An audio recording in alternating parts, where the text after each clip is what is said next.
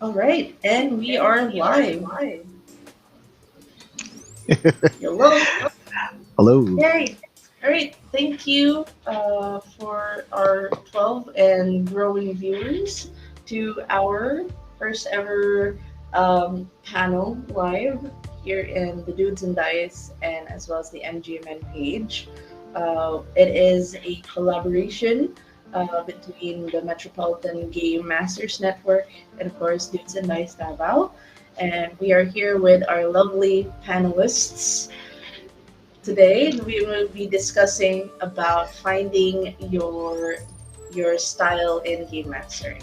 So before anything else, I just want to give everybody a heads up for those that are currently watching. You guys can comment both on the YouTube channel and the Facebook page, and your comments, just like Nama Jeff, will appear on screen, and we will be answering questions. We will all the shout outs um, will be given as well. We also got someone from J9 who's saying, "You got this." That's really cool. Thank you for that. So we will definitely be entertaining some comments and some questions in between. All right, thank you, Ben, as well. It's nice represent Albert. Yes, thanks for dropping by.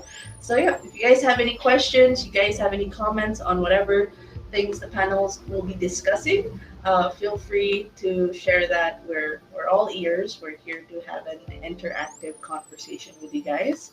So just comment on YouTube, comment on Facebook. You don't need to do any signups. Just comment away. So yes, hello, thank you. Hi guys, and yeah, hello everyone. Yes, thank you for dropping by. Thank you for checking in. But before we start our official panel, and while we're waiting for uh, GM Nico to drop by, there's some RL issues at the moment, but the show must go on. We'll start first with our general introductions, get you guys to know who is in our panel today. Um, Fun things. We'll have a bit of an icebreaker in between. Um, First time seeing the faces of the big DMs. I'm starstruck. Oh, wow. Yes. We'll do some quick introductions for our panelists. I'm sure you've seen it in the ads. GMJ, and then GM Corgi, and then GM DenMother, and of course, coming soon, GM Nico, who will hop in the call. Um, this We'll start first with the introductions, names first, and a bit of icebreakers. We'll do a bit of a two truths, one line, one Okay. lie. So it's mostly TTRPG facts, and then we'll go through the formal introductions. For now, let's do a bit of an icebreaker. Let's start first uh, clockwise. So that would be Jay. Like, Oh, each okay. trying. So Yeah. All right. clockwise. So, So yeah. Hello, so to everyone. This is Jay. Jay Anyong. Been running since 1997. Um, quite a while now. And favorite games are Mage: The Awakening. People know me about Legend of the Five Rings. I also like running superhero RPGs. I've designed RPGs before, small ones. You can find them floating around the net. I write reviews of RPGs on my blog, and I run games for hire now and then. As for the what was it again? How many truths? How many lies? It's like two truths, so one lie. you mentioned three lines, Mm-hmm. TTRPG facts about yourself. Okay. Two of them are truths. One of them is a lie. Okay. Right. So these three are the first one. I got a migraine after reading Mage the Ascension cover to cover overnight in college. Um, Second, I wrote an RPG called Crack Kung Fu Bunnies Go. And the third is I wrote an RPG where you could arm wrestle the GM to make a skill test go the way you wanted it to That is interesting. So the first one is having a migraine from overnight go. Yeah, reading Ascension. basically I mainlined the Ascension core book in one night. Oh my god, that Uh, is just if you guys know Ascension, it's like 900 pages long. Yeah, yeah. It's been a while. Yes, long time GMing. Yes, since Yes, I have been GMing a while, so yes. ain't wrong. Um, migraine from reading is It's definitely definitely true. truth. According to our main player, yes, that is true. Hmm. The other one is you made a game called Crackhead Crack Kung Fu Bunnies Go. Crack Kung Fu Bunnies Go. It sounds Yeah, so outrageous. it's an RPG about feeding pet rabbits cocaine to make them into fighting machines. What? Okay. And the third one is arm wrestling, like legitly arm Arm wrestle. wrestling. You can forego a dice roll and then challenge the GM to arm wrestle with you. Yeah. And if you win, you get to decide how the roll goes. Yeah. Oh, BJ says, mine one is enough to speed read. Yes, So mine I one is feel it at like this movie. I feel like the I feel like cause it's not impossible. Um, I feel like the last two are one of them's a lie, so we have to figure out the lie. I think I'm Mhm. gonna go for the arm wrestling one. The arm I'll wrestling one. Yeah, Okay. I'll sit. What about you, Corgi? What's your Which one do you think the lie? I think the one about the rabbits, while it's so ridiculous it could be true, I have a feeling that his involvement there is I don't know, more or less than what he's implying. I don't know. I might have a very terrible real life insight check, but I'll go for that one. The crackhead Okay. rabbits. All Right. right, so So the jacked up rabbits for Corgi and the arm wrestling for me. Which okay. one's the lie? The lie was the migraine. I did get a headache, but it wasn't a full-blown migraine. But I do have both. Oh, You can actually search it on the internet. Crack Kung Fu Buddies Go. It's associated under my name. And the arm wrestling one is in another free RPG release called Badass. oh, that's the. Oh, okay. Wow. Okay, the migraine. Oh, you didn't get a migraine for speed No, I got a reading. headache, but paracetamol. It wasn't a full-blown migraine, but Damn. Okay, that's cool. So, rabbits, rabbits. I like. squat for inspiration. That's actually fantastic. Nama Jeff mentioned something about it. Remember bringing my players to a gym on my game and having them squat for inspiration. Oh my god, rip.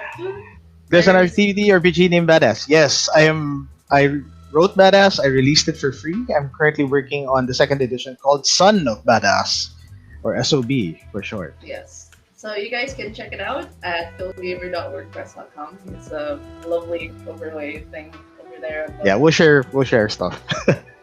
Yes. Dungeons and Dragons players just I've become become jacked.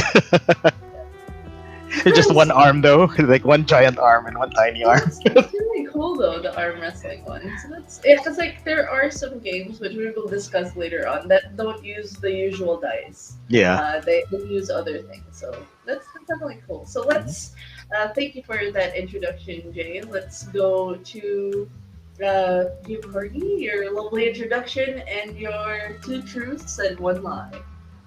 So while Jay here is the most experienced among all of us, I am the least.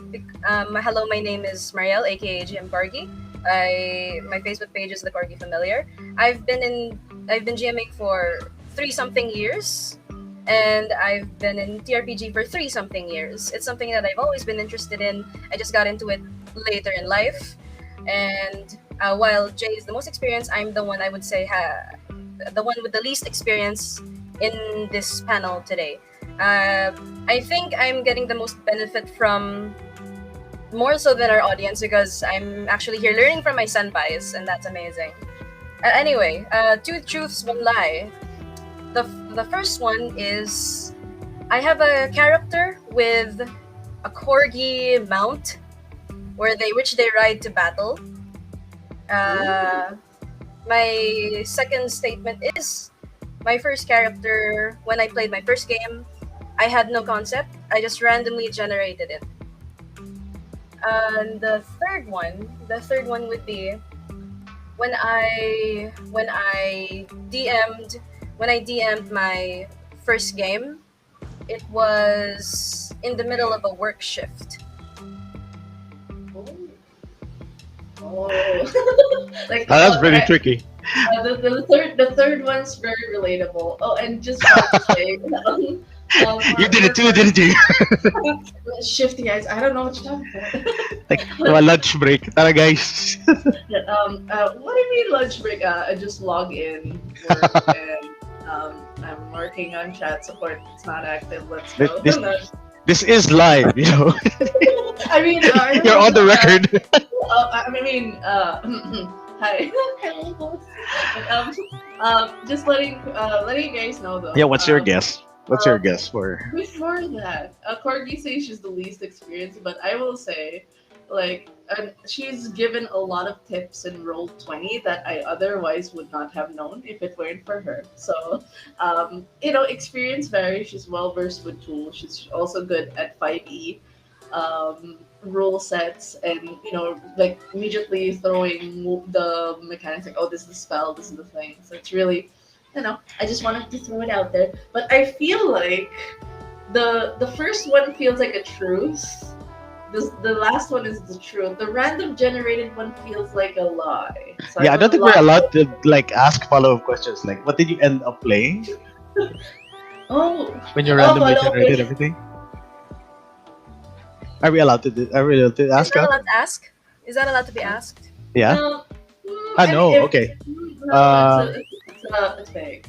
Because we could have asked like, well, how bad was that migraine? So for the setup, a lot on the second one. I'm going for the Corgi mount. That's my guess. All right, so Corgi mount for Jay, and of course my choice of random generator. Somebody said the Corgi is too organized to have done number 2. So what is the lie between those three? GMJ, you're the one who read through my lie. I do not have a Corgi mount. I have a Corgi character. Yes, there we go. They're not a mount. It's not the mount. Oh, okay. So I did generate my first character randomly. I had something that I may have wanted to try, but I didn't push through with that concept. So during my first game, I said, "Damn, I don't have anything yet." Sure, roll me a d20, then roll it a few more times. You have a Lightfoot Halfling Sailor Rogue, and I'm like, "Yo, that's so good!" And I fell in love with the concept. Nice. And yes, my first DMing experience is during a lunch break. Two people, they use my dice, which I carry with me always. And it was a random. Everything was just improvised on the spot. Right. Yes. Nice. So, nice. Good job. So Mr. Coffee said Corgi mount. The Corgi mount is way too easy to predict for me. But I tried the bamboozle by saying it's a mount, but it's actually a character. Yeah, so there are some people demanding that the mount to be true. It will come true. It will come true. It will come true, definitely. Build it and people will play it. Yes. I definitely will go for that. Yeah. It'd be bad to go to a battle with a Corgi mount. I would be too worried that it would die. No, that's true. At least you can always run away with it, and you look adorable doing so. Oh yeah, it's like giant web like Corgi, but that is true. Or I make a Corgi Familiar, so it actually matches my name. Yes, exactly. There'll be like like somebody who's willing to help you with some actions. Hello, actions. Yes. All right. Thank you for those icebreakers. I think Nico's on his way. I think I'll just give my introductions real quick. Fine Steve, but it's a Corgi. Nice. I would allow that on tape. I'd call it Fine Corgi and just be done with it, or Fine Greater Corgi. Yes. Bonus action, wiggle Corgi butt. Exactly. Nice. All right. For my introductions, real quick. I started DMing 2016. And oh, by the way, hi, I'm DenMother. Real name, nickname in real life is Mars, but I'm a psychology major, and I more or less got the moniker DenMother. A fun story with that. If people know the game Dota, there's this character called Ursa Major, and he has a line there when he does his ultimate, where he goes, "You're lucky, like you're lucky. It's just me. A Den Mother could have done worse." And I'm like, I like that. I like that. And of course, I am, I am Ursa, Ursa Major main. So that was fun. That was a fun tidbit. And I actually started in Pathfinder, and then World of Darkness. Then my third system was fifth edition. So that those are two. This is a different way to start out, but I've only been playing for about a good 6 years, and GMing for almost 6 years. And yeah, so my truths and my two truths and one lie. My first one would be my first game happened over Skype in a very dodgy cafe, like really dodgy, like a pisonet, no aircon kind of situation. So that's one. The second one is I actually got to play the Marvel RPG system. It was based off White Wolf Publishing, really cool stuff. And the third one is I actually started my first class as a barbarian. Sorry about that background noise. So yeah, those are the three. So my first class, barbarian. Okay, the first one is my first ever game was over Skype in a dodgy cafe. uh, the, the second one is Marvel RPG made by White Wolf. Mm-hmm. That I got to play that. And then the third one is my first class is Barbarian. Okay. I'm yeah, I'm willing to go with number two, the Marvel RPG. White Wolf. Oh, okay. All right. That's interesting. That's interesting. I do love the idea that your first game is in a dodgy cafe. I don't trust the internet connections there to be secure enough to actually run a game. So, judging by being judgmental towards the internet connectivity thing here in our country, I'm gonna go for Skype. The Skype one, the first one. Okay. All right. Oh, and we got Nico in the Big house. guesses from the chat.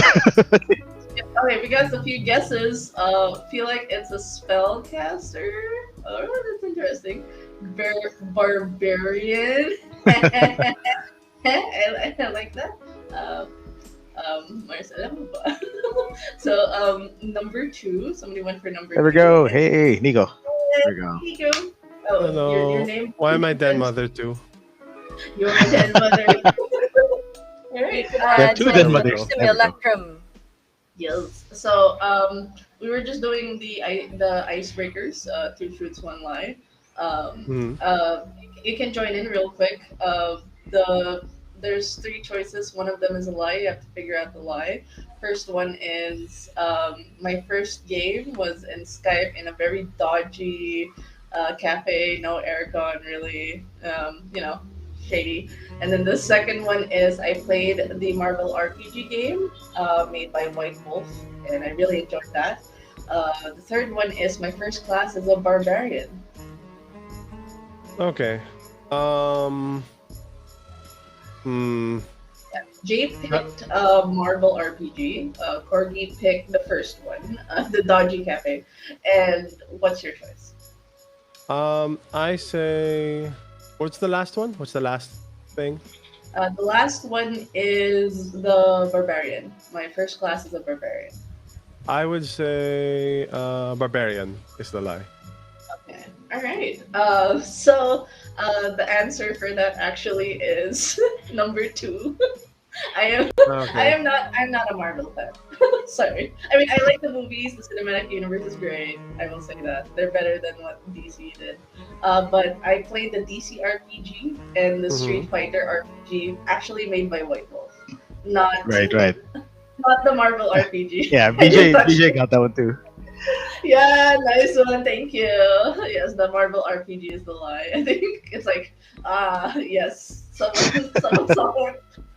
Yeah, my first class was actually a level 3. Yeah, it was in the same Skype call, very dodgy. Like, somehow the internet worked. I played around 1 in the morning. The only thing Wow. that was open was a PisoNet area. And it was like, I don't know where I am. I'm in the middle of nowhere. But sure, I'm gonna be here. I don't want to be outside the street that time. And I was like in Manila that time. I was like working. And then like, I came from call center, and then like a friend was like saying, "Hey, let's go play. Let's start your game today." I was like, I'm kind of like, okay, I'll find a No way. cafe. I'll find a cafe, I guess. And I found a dodgy spot. I was so nervous. I had my bag in front of me. Okay, I just came from call center. Okay, but after that, yeah, I made my Barbarian level 3 orc. Really fun. They Fantastic. made me do Barbarian, like, do you rage? And I was like, yes. And then, okay, now roll this one. So it was cool. So yeah, now we got the introductions now for Nico. It's your last but not the least introduction and your icebreaker. I'm Nico. I am one of the people in MGMN, and we decided to do this kind of event. Mostly a live panel talk at the behest of DenMother.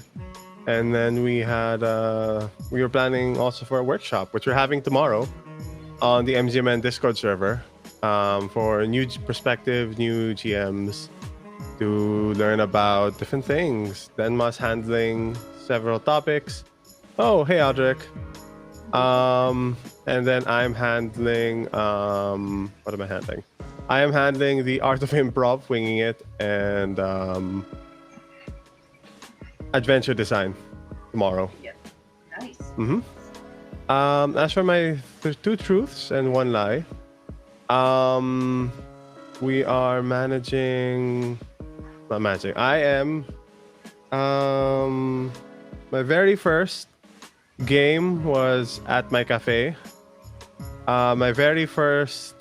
That's 1. My second. My very first class was a fighter, level 1 fighter, and I did not go down once throughout the whole game. And my third thing is that I have never played Call of Cthulhu. Okay, there. Yeah. Hmm. I'm going for the second, the fighter that never went down Yeah. as a first character. That would be it. Like, okay, my my meta knowledge telling me that it could be the second one or the third one. Because the third one is like Call of Cthulhu, yeah, right. no Call of Cthulhu, yeah, right. Because you have but the semantics. You have ransom games, but were you a player is the question. I There's also consider the- GMing as a player also. Oh, okay. I including I consider GM as a player. So just to clarify. Go ahead, Okay. Corgi. Sorry. Number 3, going for number 3. No, that's true. That's true that sometimes people say that DMs aren't players, but they actually are. Just because I wanna go for the weird answer, because I overthink things all the time. Let's go for number 3. Yes. Okay. So there's Do I two have to people confirm? You Yeah, you have will to need confirm which one is the lie. yes. Okay. Yes, I please. will do Otherwise, I that at wouldn't the be end able of to the sleep. episode. I'm kidding. I'm kidding. The first one is a lie. My Nice. first game was not at my cafe. My first game was at one of the very first conventions by what was not yet the Greasy Snitches. Before the Greasy Snitches were the Greasy Snitches, I was at their convention, Conquest or something. I forgot the name. So that's the lie. But at that convention, I did have a level 1 fighter that did not go down. Nice. Okay. And we had like a 6-hour game. Oh wow. Okay. Oh, yeah. So, and I have never played Call of Cthulhu. 7th edition, 1st edition. I played Cthulhu Deep Green, but I've never played or ran Call of Cthulhu. I remember you posting Cthulhu, so my brain was like, the third one's a lie. Yeah, Gino Santiago saying Conclave. Is that the one? Conclave? Yeah, Conclave. There we go. Yeah. At one of the first few conclaves in 2016, I was there, and I had a level 1 fight. It did not go down. There was even the boss character who I knocked off a horse because he rolled the 5 and I rolled the 6. Nice. So, Nice. that's what hooked me to RPGs. Nice. And the energy. So, yeah. Cool. Thank you Trick for question. all the trick questions. But yes, thank you for your introductions, and thank you for the lovely panelists for introducing yourselves and the fun icebreaker as we continue on. So I will give my co-host Nico the floor to more or less explain we've been going on about finding your GMing style, but before we find our style, we need to talk about the art of GMing, and we want you to set the stage, set the parameters for finding our style of GMing. So you may have the floor. Okay. Well, it's mostly called the art because there's no really correct answer on how to GM. I mean, there are a few like general rules, right, that we can apply. But even then, there are always exceptions to the rules, but the rules are there, but exceptions that to prove the rules. So it really depends on. That's why it's called an art, because it's hard to define GMing in and of itself. Like, you know what GMing is when you see it. But even then, we always say they're a storyteller, but the GM doesn't exist without the players.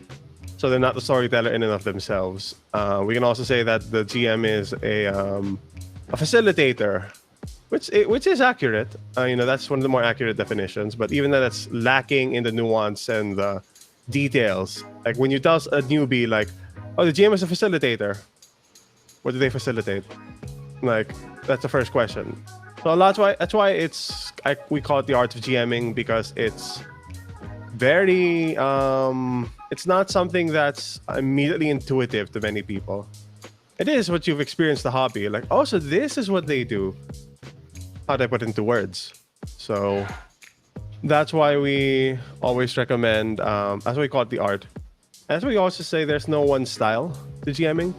There's always like multiple ways you can do something. Like sometimes, like maybe you would have an NPC that the group would really love. Yeah, producer for a movie is something like Kevin Feige, Roderick, like you said. Producer for a movie, maybe it's something. That's a good analogy, but like any analogy, there are some imperfections in it, some holes you can poke through it, but that doesn't mean it loses value. That kind of example. But yeah, going back to the example, like you could have a group where they really love an NPC and another group where they think that it's a GMPC, that they're not too fond of this kind of character. So it's very variable, because also you have to take into the fact that the group dynamics can change the nature of GMing, and everything differs per table. That's basically the nature of play. So that's what this workshop's for. That's why we have 4 people here, not just me, not just Denma. We're here to just give 4 different perspectives. We'll have overlap. It's like a Venn diagram, right? And there'll be parts when we all intersect, but it'll be very variable, and you might even find disagreements. So yeah. But we can all Mhm. be we can still be doing the thing we love and agree to disagree, but we're still we still find our different styles, and that's a great thing about this hobby. There will be people from different walks of life, different experiences. They can incorporate it to their games, and we still get to do the thing we do, which is run the world, create stories, all that fun stuff. So yes. Uh, Yeah. Lama mentioned, I love playing under different GMs because they all got a style. Yeah, speaking of style, we are now going to go through each panelist and they will describe what their style is like. So, uh, generally, what we're asking for their GMing style is like, it'll be a fun backstory as well on how you got the style. Like, was there an inspiration perhaps? Did you pick it up from someone? So yeah, let's start first with Papas. Okay, so it's Jake. So let's go Oh, and okay. Beyonce says it's girls that done the world. Okay. Right. So, okay. So, GMing style. Okay. I guess if you want to like get context on where AI came from, essentially, and where my GMing style came from, uh, I guess it's important to look back, like way back, like early in the '80s, when the most important thing in D&D was really lists of gear, lists of spells. What do you have on you? Do you have enough rope? How many feet of rope do you have? Do you have that 10-foot pole? How many torches? Rations? How much can you carry? What's your encumbrance? And this was mostly from that era of style where the idea was to basically present more of a simulation rather than a story. If you talk about memorable moments in a game, it comes from more emergent situations where something like the dice roll or the way that you took on a particular encounter that made it memorable rather than something that was like hard coded in some sort of narrative in the game. And that's probably the formative uh, core philosophy behind how I normally play. When I run a game, I tend to run from an emulation slash simulation standpoint. So what I mean by that, of course, is to focus more on logical and interesting consequences to player actions. In a way, it celebrates and extols the player agency. What you do matters. How you do it matters. How you describe your action, what you say in character, these are all important to me as a GM because it's where I base my responses from. So it's very much input output system. The players, the more the players are able to give in terms of like, oh, I do it this way, or I have this side of approach, then the more I can spin it off simply by essentially running a quick check on whether or not it can be done and how does the world respond. I feel that it's important to be able to do this because player characters are special. I mean, they're the focus of the game and they impact the world, and we technically as GMs should respect that. Even their failures should have some impact on the world, and should be reflected in one way or another. And this doesn't mean that everything is hard science. It's not all. So simulation type gaming has to acknowledge the truth of the setting. So, for example, if I were to run, say, White Wolf's Street Fighter RPG, for example, and somebody says, I am going to play a Spanish ninja, I am not going to say that's impossible because in the context of Street Fighter's world, there are Spanish ninjas apparently, and it's meant to have high flying martial arts, so it's not unrealistic to deny that. It's part of the simulation that you're trying to put through. So in a way, GMing for me at least, with regards to my style, is all about taking in player inputs, their actions, and reflecting generally how the world reacts to that, which makes it great for sandbox play or play in games with very involved settings, like say Legend of the Five Rings, and other large settings which have very well developed cultures. And yes, there is a Street Fighter RPG. And Yes, yes, I Spanish got Ninja is actually a character class. yeah. Um, It's really fun. White Wolf made it. I got to play it, and it's really good. oh, okay. At what point in your career have you discovered your GMing style? I think in terms of GMing style discovery, it this one when I started it off, I started off with I came out from a fiction writing perspective. I was mostly involved in fiction writing prior to running games in tabletop RPGs. So it started off initially from a narrative. This is the story I wanted to play, and then I realized, players never go the way you want them to. So I realized, it's better off to just like take what they have, process it, bounce it back to them. Okay, so you guys torched the castle of this feudal lord that was, dominating this particular region, and then you guys left. And then when you guys come back, you realize that you left it undefended, so bandits basically ran over the village. Stuff like that. I mean, obviously, this has to be more in tune with what your players expect. Obviously, just don't pull this in a game where people are expecting, oh, this is a happy, high fantasy game where we're all heroes, shining exemplars of whatnot. But for a more grim, dark fantasy sort of game, then it's certainly something that can, and in some ways, if you're going for a simulation standpoint, should happen. And then how far do you let your players stretch the boundaries of the world you created, and what do you do when they push too much?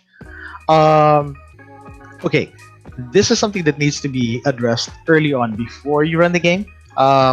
Because when it starts, I usually pitch that this is the setting, this is what you can expect to do. If I run, let's say, a superhero game, I expect a modicum of superheroics. So I don't. If you guys break that, then it's a breach of the social contract between GM and players and the playgroup.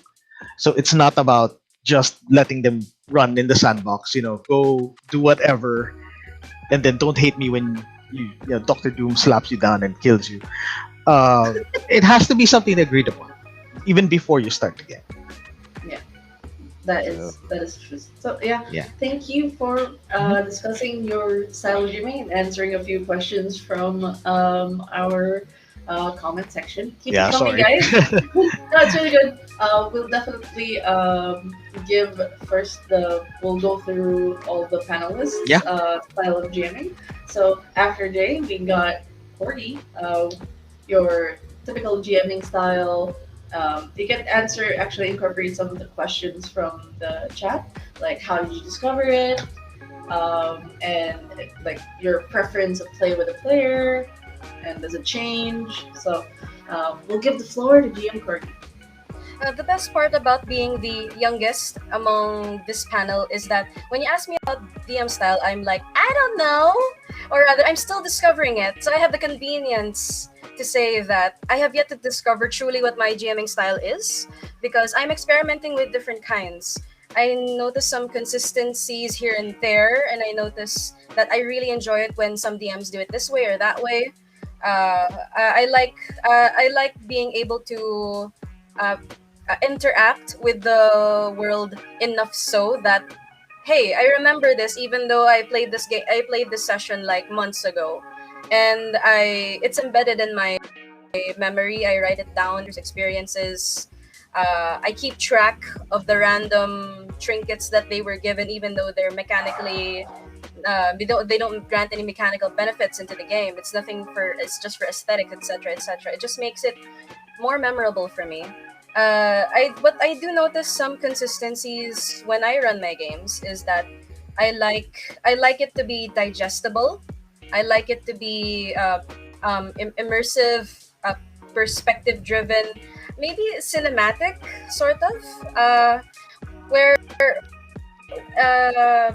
especially when it be exploration encounters, even in combat encounters, I try to imagine it like I'm watching a movie in super slow mo, and then once the combat is over, I piece it together in my head like a battle, like a fight scene in an animated film or a Marvel movie or something like that.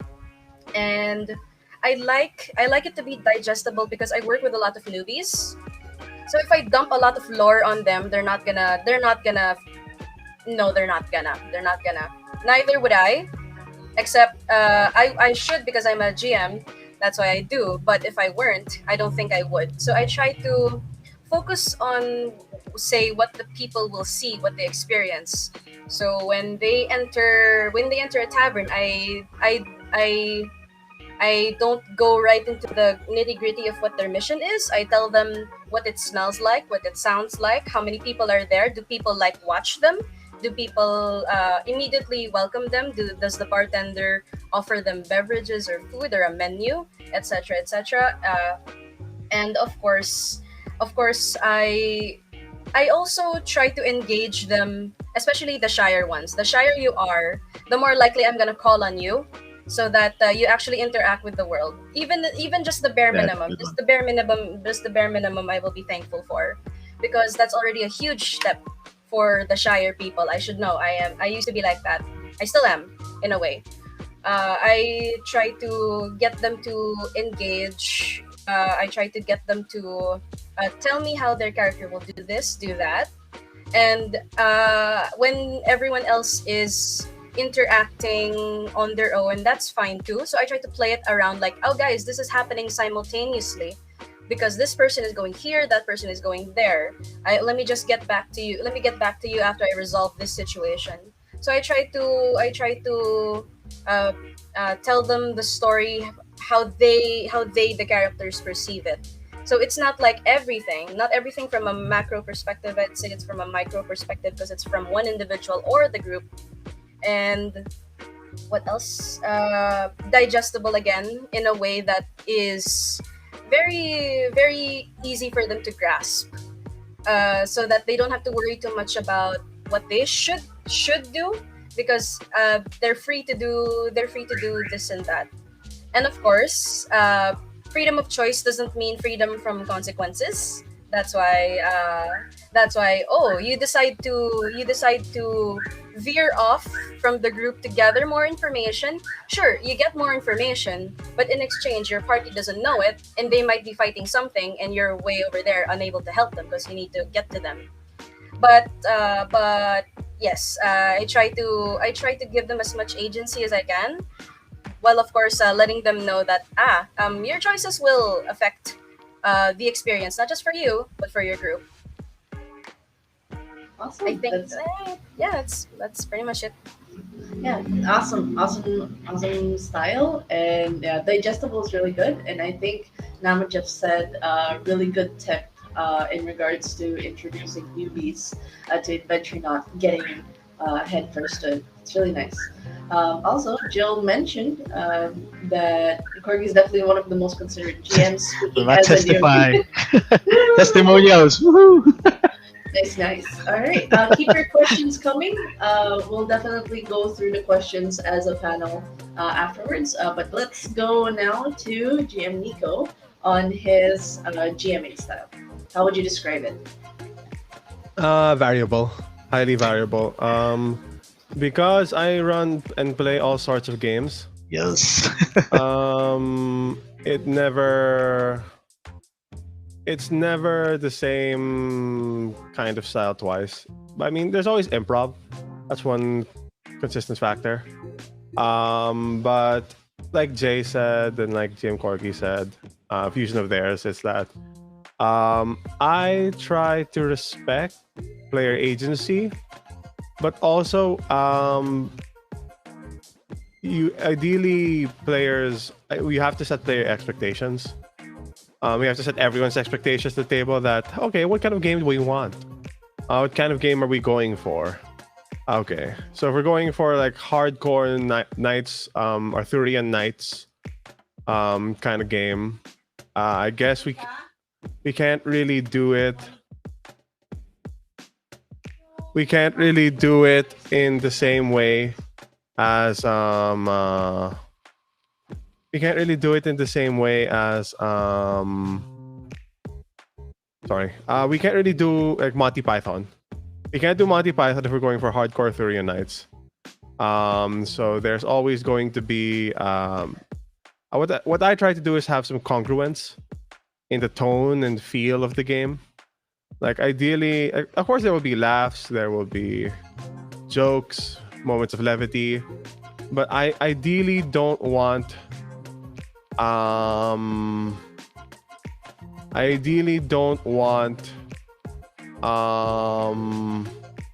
just silliness to override the game at all times, especially depending on the system. If I'm running 5e, hijinks galore, right? But if I'm running something like Cthulhu Deep Green or what I ran yesterday was my spaghetti western game. If I'm doing something like that, ideally there will be moments of levity contrasted with serious life-threatening lethal moments. So yeah. Again, it's very variable depending on the game that we as a table want to play. And so I try to adapt. I guess you could say I try to be a chameleon. But like, why did I fly? Anyway. But yeah, it could be anything from a chameleon to chameleon. That's the best word. So yeah, anything from that. I just try to adapt to what the table wants, and that's my style. It really it stretches. It's malleable, and it's evolving. Because I think I'm the youngest not youngest. I only started GMing in 2018.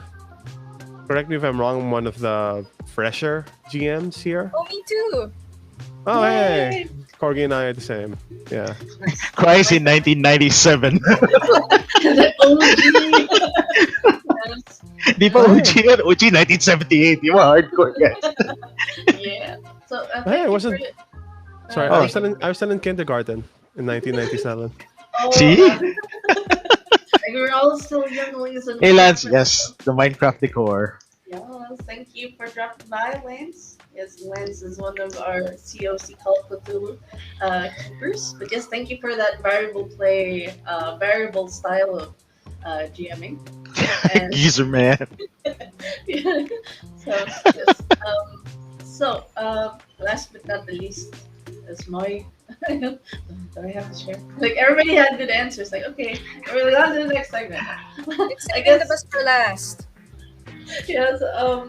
And for me, I think the general like core style of my GMing is I like to tell stories. That takes precedence over everything. That kind of makes me forget the rules sometimes. My background for RPGs, I started out as a writer. I had no idea what TTRPGs were. 20 till that date in June 2015, everything was just writing. I was well versed in the online forums, getting into character. So I'm very into the character perspective, the role play heaviness of things. So I can't say that I'm good in terms of simulation. I'm usually there to tell a story. I can world build to an extent, but I'm very drawn into the emotional. I kind of want to. I'm the kind of writer, especially as a fanfic writer. I will build the characters. I will build the world, and I will make sure that the readers get knifed. The emotional investment is there. So I guess I'm the type of GM in terms of I may be lacking in terms of the mechanical side of things. I may forget some rules, but I will always put precedence on I want to give a good story. I want people on the table to contribute a great story, and their story is gonna come from them. I want that their characters are I guess somebody commented about being a producer director. I'm very much that kind of style. I will set the stage. I will have the movie or the story go on, and your characters are the ones in the spotlight. So backstories are super important to me. I start sweating when somebody goes like, "Oh, I'm just gonna. And this is the character I have." Oh, I start. Okay, how about we think about the background? Because like I definitely want something to pull, something to give you like that investment to be part of the table, be part of the story. So it's it's very intensive in terms of the roleplay because I will have you. I'll often ask questions like, "What are your characters' regrets? What are your characters' like? If they don't have a sad story, what's the thing that's most sentimental to them?" For me, it's always the emotional banking. Which is probably why I'm really into the horror side of things, or like the very storytelling Very system. storyteller. Yeah. As much as I want to say, like, even if I started with Pathfinder, customizations is great. I was always about like, okay, how do I make my Damphir Paladin more edgy? How do I give this more story? How do I give this more oomph? What Right. world can I incorporate? Stuff like that. So definitely the influences I had was my game master who introduced me to the game master that I had was a good friend of mine, and he more or less introduced World of Darkness to me, and that was the thing that immediately clicked because uh, storytelling system. That's how they do stories. Like they're very well versed on the character. Like they focus on the character conditions, biases, like every top-down thing about your character. You have to be nuanced about it. I really like that about the system.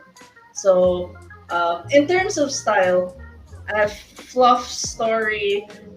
Give me your 10-page backstory. I will eat it up. I will be there. I will take it. I will breathe it. If you give me a one-liner character, I will struggle, but I will do my best to make sure this character does something on the stage. Call me a theater kid, probably the musical kid in me, but I was just like, I gotta get this person to shine or something Okay. like that in the story. So Admittedly, you're the that's first GM I've heard of that actually wants the 10-page backstory. oh, I give Yeah. it like I'm that like even the kids. I'm happy that there's a very active character musings. Mhm. I want them to write as their character because Right. I get to see their mindset, and it's like it's scary for them because I would make NPCs that are connected to their characters. Like, how do you know my character would react to this? You're giving me this information. Mhm. You're giving all Yep. of this writing. I am merely mimicking everything that you've given me, all the details. I'm all for detail. I'm all for those little bits of things, especially when it comes to story. So, storyteller is the type of style I would have. So yes, hello. So thank you. Hello. Thank you for dropping by. Um, Do you thank guys you, want to go Jan. back to some of the questions that have come in so Yes, far? I think they were really nice questions. I think it's really Yeah. good that we go back to it as a panel. We can answer Sweet. it differently. Thank you, Corgi, for compiling them. I think the first question that we didn't get to answer is I think technically we answered it on like the variable style. So I think this is a good question by this one. How far do you let your players stretch the boundaries of the world you created? Jay already answered this. But what about Corgi and Nico? What are your answers Um, to this? let's see. Okay. How Go far on, do you Nico. let your players stretch the boundary of the world you created? Often it's always collaborative. Like the world isn't only mine. I'm not that possessive of a GM. So it's always a shared thing at the table. It just I don't mind things being stretched, but it depends on the game. Yeah, like 5e is meant to be stretched in my opinion because it's very much hijinks. Not always. You can I guess cater it to your taste, but it is presumably more hijinksy than other games I've played. But so stretching the tone, stretching the world is fine. But like Jay said, there's some truth to the setting. Not always for me, but again, it's very variable. Like if I'm running Monster Hearts, it's going to be very you don't I don't want Like there's room for levity, but it's not going. It's also going to be very heavy. Its themes of predation, the monster within, toxic coping habits. Like ideally, you don't want to break from that tone too much. In those types of games, but if we're going to play something more, less curated, I would like something in the OSR scene, I guess, for lack of a better term. But if we're playing something on that side, then it's all about the player's agency, and I'm not going to limit that in the slightest. They are like, sure, they can break the tone, but like that's why it's important to set expectations and you have a good player group from the get-go. And that's why usually when I play those types of games, they're very gritty. And I think the most common boundary breaking thing that I see is when people do overly gritty, dark things in light-hearted games. That's often what I mostly see, like the edginess. Like let's say we're playing Masks, a new generation, and you want to play a Kratos-like character in Mask New Generation. Like I don't see that working. So maybe I don't think this is the right table to play that kind of character. You know, that's why also there's Assassin Zero. So yeah, I don't really have a strong conclusion, but the point is, I'd like to hear what everyone else thinks. GM Corgi. Oh, cool. The thing is, in my experience, in my GMing experience, I play with a lot of people who only play it once. I do one shots most often, so we don't have things like a consistent schedule or consistent group, etc. And sometimes session zero would include character creation, and of course letting them know that okay, this is what you can do. You're free to make your choices, but remember that this is a social game. You're interacting with other people. It's not just about you. That's why the boundaries that I often see them stretch is similar to main character syndrome, where they try to tell their story, which is great. I'd love that, but you're sharing it with other people. Don't forget that you have a group, you have a party. If you're playing a story as if you're just the main character and everyone else is a side character, you can just say, DM, I'd like to one-on-one game with you, and I don't mind that. That's definitely possible, and there are some people who prefer doing so as well. And if they are not really particularly fond of, say, having a DM who will give them the consequences for their actions, I tell them, oh, there's something else that you can do. It's called playing a video game or writing a novel.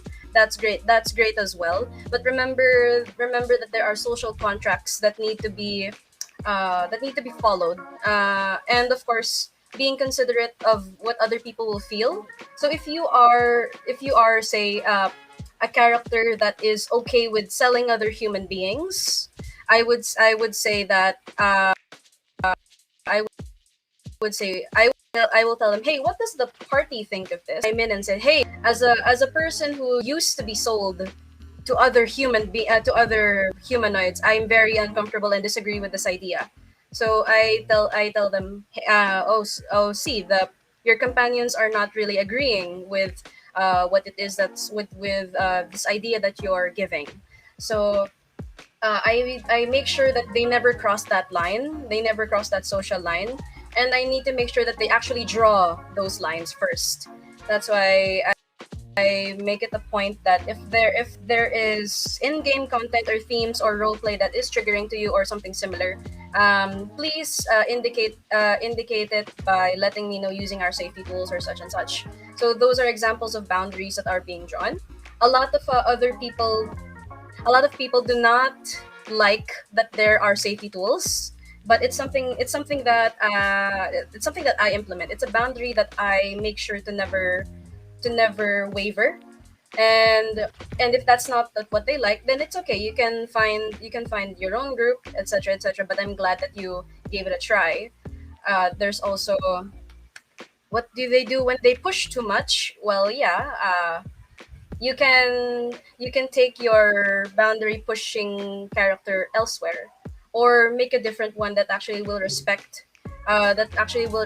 the feelings and the actions and the backstories of the other players. So it's not just Oh no. a game thing. I would followed as much as possible. I don't mind the comedic elements, because I do interact with a lot of kinds of people. So I try to chameleon my way to make it a fun experience for everybody. But there will be social contracts that must never ever be broken. So that's what I think. Yeah. I would agree. I if it's quite egregious, like what they've done, like not respecting boundaries, and they start complaining about why are there these safety tools in our game in games, and they start going on a rant like that, a big rant. I usually just kick them out because those are usually red flags. And I mostly play online on like Discord, so it's easy enough to just cut them off and curate the social feeds. I'll try to go I'll go the extra mile and say, hey, I know people just like you. You can play with them here, or something like that. Oh, yeah.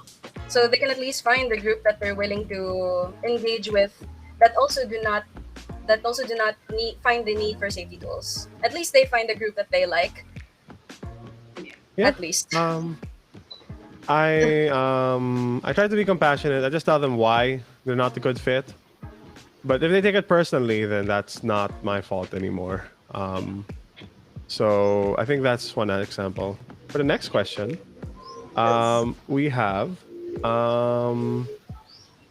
Do you all have a specific name or title for your GMing style? I think chameleon. Chameleon, yeah, it's gonna be the.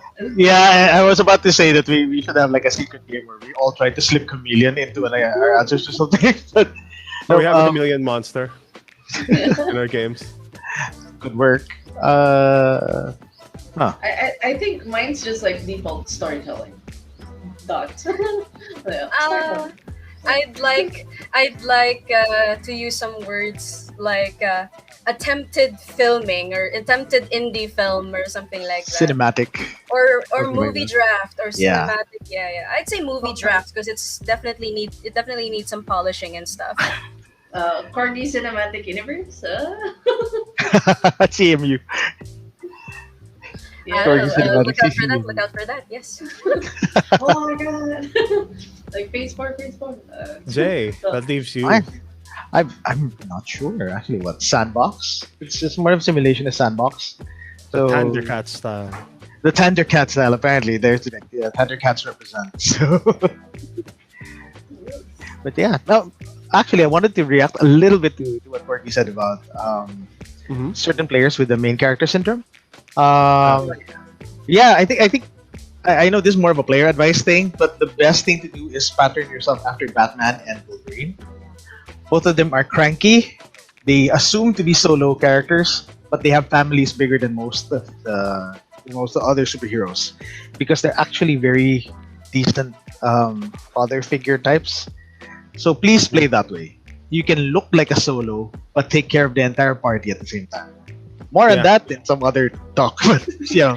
Player guide. Oh, that's perfect.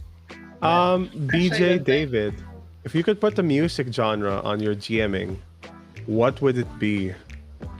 For Jay, can I say from my experience, what your music genre would be based on experience? Go ahead. Orchestral, movie soundtracks. I would have chosen the same thing actually. This is not because of John Carter, is it? No, it's because I did what John Carter. I also play Conan and the Conan, Barbarian that's right. with you. Yeah. Yeah, and you have a very what's a good word? Yeah, it feels very orchestral. I would suit you. Okay. I'll take it. How about you, Corgi? The thing is, I'd like people to tell me based on how they experience my games. So I'd rather not give that away because it's like my perspective on what I believe to be my thing is different from how people experience it. So I'm like, you tell me. So when they ask me questions like, "What's your alignment?" I'm like, "I don't know. You tell me." Yes, because Also, there are things that the other people know better than I do, which is That's how they fair. experience my games. also Jana Snapple, John Williams. Yes, that is very J. For anyone in chat who's played with Corgi, you're welcome to like shoot the shout out the genre and Yeah. like see if it applies to Corgi. Having Denma. played on under Corgi that one time, the for some reason the Sing soundtrack comes to mind because of that, and that one song, the Everything Shiny by Moana, because it's just there's a certain scene there that really stuck to me that me as a player really enjoyed when we didn't resort to combat. That's all I'm gonna say. and and that's Oh, the song, oh. the song in Sing and the Everything Shiny is what that's all I'm gonna say. It might, I don't know if it's spoiler, but it's that kind of the song that came out was like this kind of Disney-esque songs, like we're all gonna do this to friendship kind of thing. It was really fun. That's one of the few music genres I would give, like a You heard Disney it here vibe. first. Yeah, you heard it here first. When you play under me, you'll be a Disney princess. Yes. Yes. Yes. I felt Or you'll be a JRPG character because you Yes. solve things through the power of friendship. Oh yeah, the power of friendship and God and anime, etc. Yeah, in Corgi's games, you will fight God yeah. and with the power of friendship. Zenith says the And Book this of gun I found. Psalms soundtrack. That's funny. That's a joke. That's a joke because I have a character that has something to do with the Book of Psalms. But yes. Interesting takes, but yeah, no, I thank you for letting me know. I'll take that into consideration and see if I can incorporate those even more. So Yeah. Um, I can't really describe what my soundtrack is. Though I did play, you know that song? I'm gonna be the man. Oh, na na na na na. If I could walk 500 miles. I played that for one whole game. oh, Like really just is that that an song. 80s song? Is that an 80s song? It's the song from How I Met Your Mother. The one they kept playing in the same car ride for like 10 hours. Oh my god. I played that for one whole game in like an Apocalypse World game. And it was an earworm for the players for like a month or so. So that's all I'm going to say. For Hi, my Jim. for my music genre, I'll just say that I tend to make a lot of playlists. It would also depend on the campaign, but generally mine is very moody. Like it's more of like the best music genre would be ambience. If ambience is a type of music genre, like definitely if I wanted to simulate Ketterdam's locale, I will play ambience music from Ketterdam, and then like if I wanted to simulate like some market in Star Wars or like a cantina, I would play sounds from the cantina. So generally my GMing style is ambience music. I like ambience. the catered Um, Spotify playlist. Yes. Yeah, this is true because I was running Mage for Mars, and it's like, oh, why did you guys nominate a theme for your characters? They just respond with a playlist. I'm like, okay. One theme is not enough, Jay. clearly, This is it has to 2021. be like an album, like a playlist for each Yeah. one. Yes. Yes. Sweats.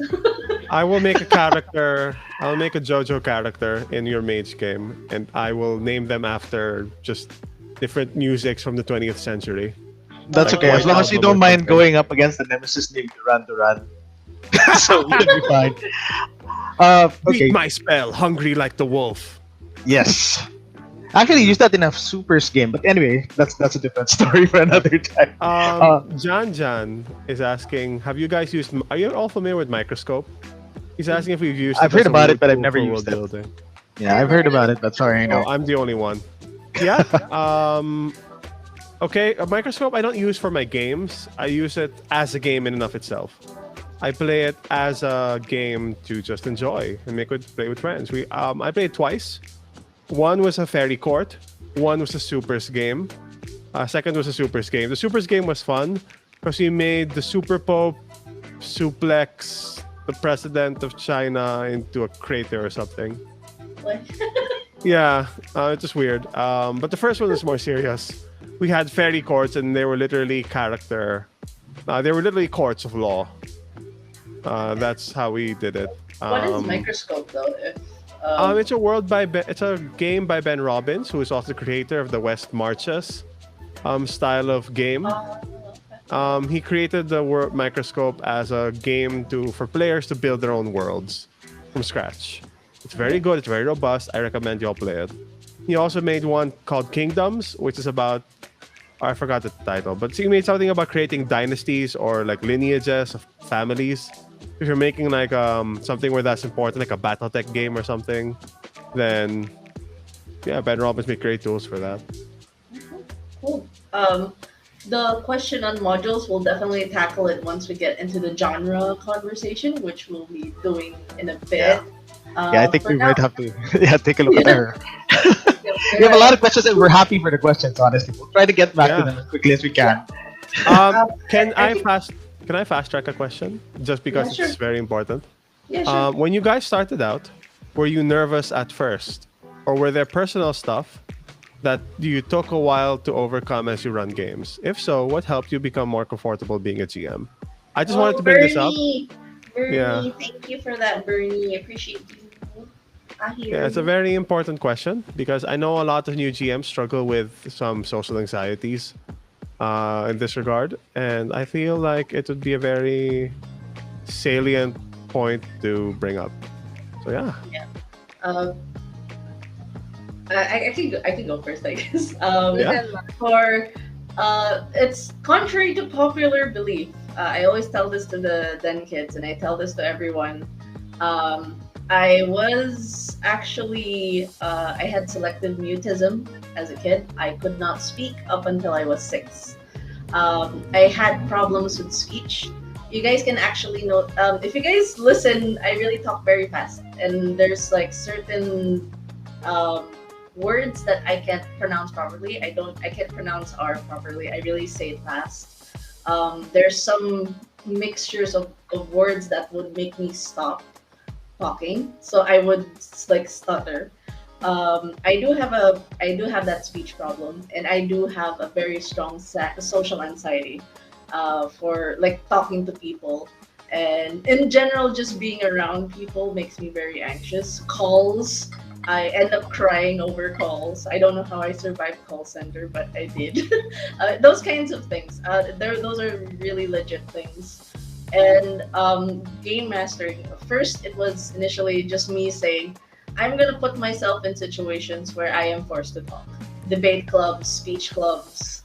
And over time, the moment I found out about TTRPGs and the role of the game master, I was like, okay, let's go for this. And I will say over time, from my time in running games, despite the many productions, like many campaigns I've done, I'm still very much anxious. But the style of game mastering, or like my way of doing game mastering, and the way I'm making stories with people, has helped me with my speech. Has helped me get to know more different personalities, and handling my anxiety with people. So I think I got very comfortable because it got to the point that it becomes something you look forward to. It's not daunting that I have to face strangers. I have to present myself a certain way because people want to be in your table. People want to play games. There's not much judgment there, and I do appreciate the people I got to play games with who are very patient. There are times, especially that I would feel that my anxiety gets there. So like there'll be like a full stop or something like that. But it did help me become more sociable as a person GMing. Like I will say it helped me become the talkative person you guys see today. It's the GMing, guys. If it really helped, I've seen a lot of kids as well who started out really shy, and I keep telling them, I was just as shy, and I have like speech problems. But this hobby really got us to talk and communicate and socialize. So really good stuff. So that's my. I'm definitely a nervous wreck. uh, Testament to that, but I have become more comfortable in GMing. Now it feels really hard to follow up after something like that. Yeah, no, Uh, yeah, because I did not experience social anxieties. I was just a blunt force instrument when it came to GMing. So, not that I'm a social butterfly, mind you, but in terms of GMing, I could just steamroll through anxieties, and once I was at the table, things were just natural to me. But that's not the case for everyone. So, Denma's perspective is more useful than mine in this case.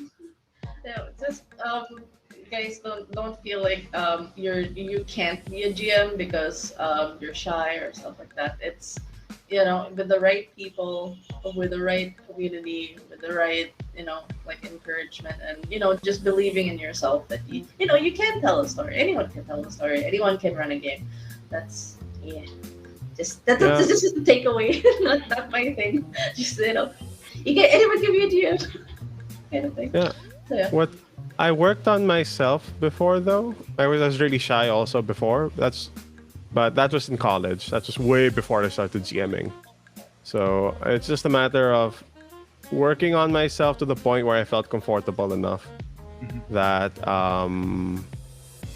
as I didn't have to be so anxious about everything I did affected others, the degree that they would think poorly of me. So I just had to work on myself, I guess. So working on myself, but it's always a process. yeah, agreed. I can say it. Even at my age, you still have to work on yourself. Yeah, and I guess it's really that. Well, starting with GMing was a little easier for me because I guess my personal thing was control. Because of the whole, again, coming from a writing perspective, you're used to basically having a plot in mind, and that never really turns out to be the case. So it's about for me, it's less about getting started and more about understanding how what do you call this? How to incorporate player inputs, and that basically taught me to be more collaborative to the point that it became the default style that I have, where I really do take in inputs first before I process and then come out with like what happens, because it's one way to acknowledge player agency. Okay. Next question. Well, next, Corgi had something to say. Sorry. Okay. When you started out, were you nervous at first? Yes, I still am. Were there personal stuff that took you a while to overcome as you run games? Well, childhood baggage time. Okay. In school, when I would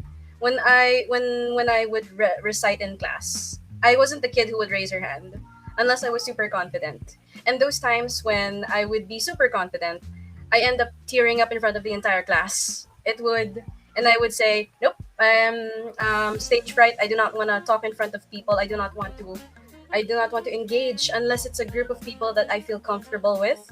And it's still something that I have to overcome every single time. Especially when I would have imposter syndrome rearing its ugly head. I hate that so much, but it does. So yeah, I like GM Nico. You have to actively work on it, overcome it. It's a never-ending process. Yeah, imposter syndrome, very real. Yes. It's a lot of hard. It's bitter work, but when you see players like DM, if I'm running a game soon, would you like to join? Because you were my first DM and something, and I'm like, oh my god. It makes me realize that all this bitter work will pay off eventually. in one way or another, even if it doesn't pay off in the form of a player coming to you and saying that thank you for being my first DM. Knowing that you're seeing them engage with other people, them overcoming their own shyness, I'm like, yeah, that's fine. I'm cool with that. That's more than enough of a that's more than enough of a thank you, for me. Seeing them overcome their own shyness. What helped you become more comfortable being a GM? Nonstop bitter work, and of course the thank yous of the players. Like after I DM for someone or help them make their first character, they disappear for months, and then later I see them in a server that I'm in. I see that they're actually playing there often, and I'm like, nice. At least they get to experience it. They get to go at it their own way, have their own fun. And I'm like, is this what parenting is like? Sort of. So yeah, Jay's the only parent here. Yes. Soon Well, your we have child. we have DenMother. Oh yeah. Yeah, her very extended family based on server numbers. They're all my children. But yeah, definitely agree. The validation really comes in handy to help build confidence. But yeah, I Next up. also just want to say hi to JV. Thank you for your question. We'll get to it shortly, because that's Denmark can really help with that, I think. Yes. Um, We'll definitely quick get question. More, yeah, go ahead. John asked Nabo, do you ask an off feedback every after session or after the campaign? You ask it regularly at periods and times. You can also have multiple session zeros in a campaign. I will link you to a tool quickly. It's called Stars and Wishes. It's the best feedback tool. By tool, I mean that it is good link. Not sending. Oh wait. Okay. Well, we'll see. But I sent the tool called Stars and Wishes. I can PM it to you on the Discord. I'll link it also in MGMN if you're a part of that. Basically, Stars and Wishes is a tool where you say stars are something you'd like to congratulate someone for. It's a positive feedback loop, like, oh, you did great. And then wishes are something you'd like to see more of in the game. That's it. Just structuring the conversation in that regard. Wishes are, you never say that, oh, I don't like what you did. I don't know, it's like, I'd like to see more of this. Maybe we could do this, that. It's positive framing technique, so you're not hurting any feelings, especially if you're playing with newer folks. So yeah, unless of course they do something egregious, then you have to talk about it, and hopefully they can move past it. So yeah. Another question. Who answered this? Wait, before we go to more questions, we can Okay. definitely go through the other questions. For now, we'll definitely discuss the different genres of. Right. But we definitely have genres. The genre talk. There are two things to consider when you start out. Game mastering is finding your preferred theme and the system that you're gonna use to play. So we have our lovely panelists who prepared their slides real quick. I think the discussion first will definitely go for the first genre that I think we all got acquainted with, or at least it's the one that's most. The term is mainstream, but I feel like it has a lot more eyes on it because of Lord of the Rings and a lot of media and pop culture. So we'll definitely start first with fantasy and definitely the discussion on 5e. So we're gonna give the floor to GM Corgi to take us on a journey into the lovely world of the 5e to Dungeons and Dragons and everything in between. So. All right. Can you share, or can you share your? I do not have permissions to share my screen, I think. Oh, never Okay. mind. I can. I can. Cool. I can.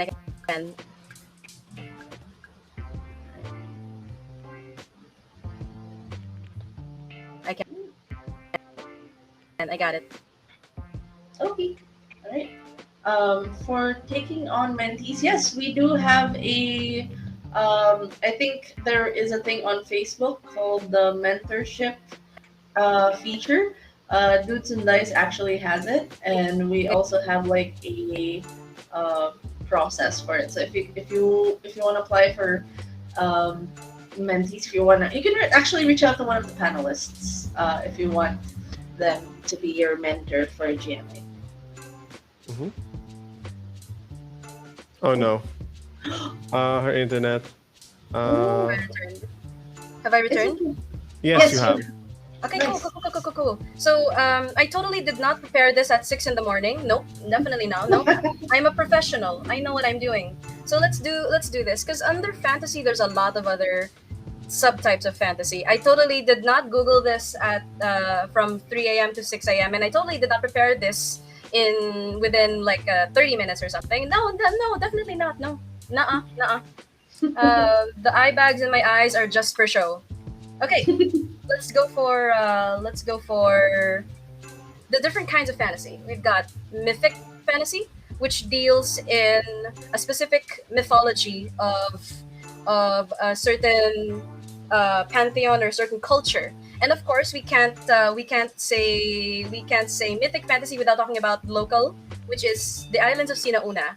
It's 5e, and yet it incorporates Philippine mythology into D&D 5e. It's plug-in playable, and you can totally check it out.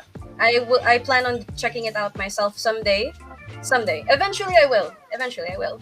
We've got post-apocalyptic. Yeah. Post-apocalyptic, which means it's so gritty, where the world has ended and you're trying to survive. You're trying to do this, do that, scavenge for some things for scrap parts of survival. Yada yada yada. We've got GM Corgi. yes. Your Hello. slides aren't showing. That's amazing because my internet is amazing. Hopefully Okay. hopefully it has loaded. I'm just gonna keep this Yeah. open. Let me I know think if it's on the wrong window. It's on the wrong only window. yeah, Okay. because the slides might be presenting in a different window, and right now we only see the PowerPoint editing station. Oh, sweet, no problem. Let's keep it there instead because yes, Yeah. let's keep it there. No worries. So we've got mythic fantasy, then we've got post-apocalyptic. Yeah, look at how where you can plug and play the certain genre underneath the 5e system, and people immediately associate it with Lord of the Rings, etc., but it's more than that. There are different kinds of aesthetics, different kinds of styles, different kinds of ways that people can enjoy 5e, but with a different look and with a different style, different way. We've got the Wild West. If you're into those pew pew Westerners kind of thing. Yes, I make sound effects too. We've got the Wild West Frontier 5e from BTD Press.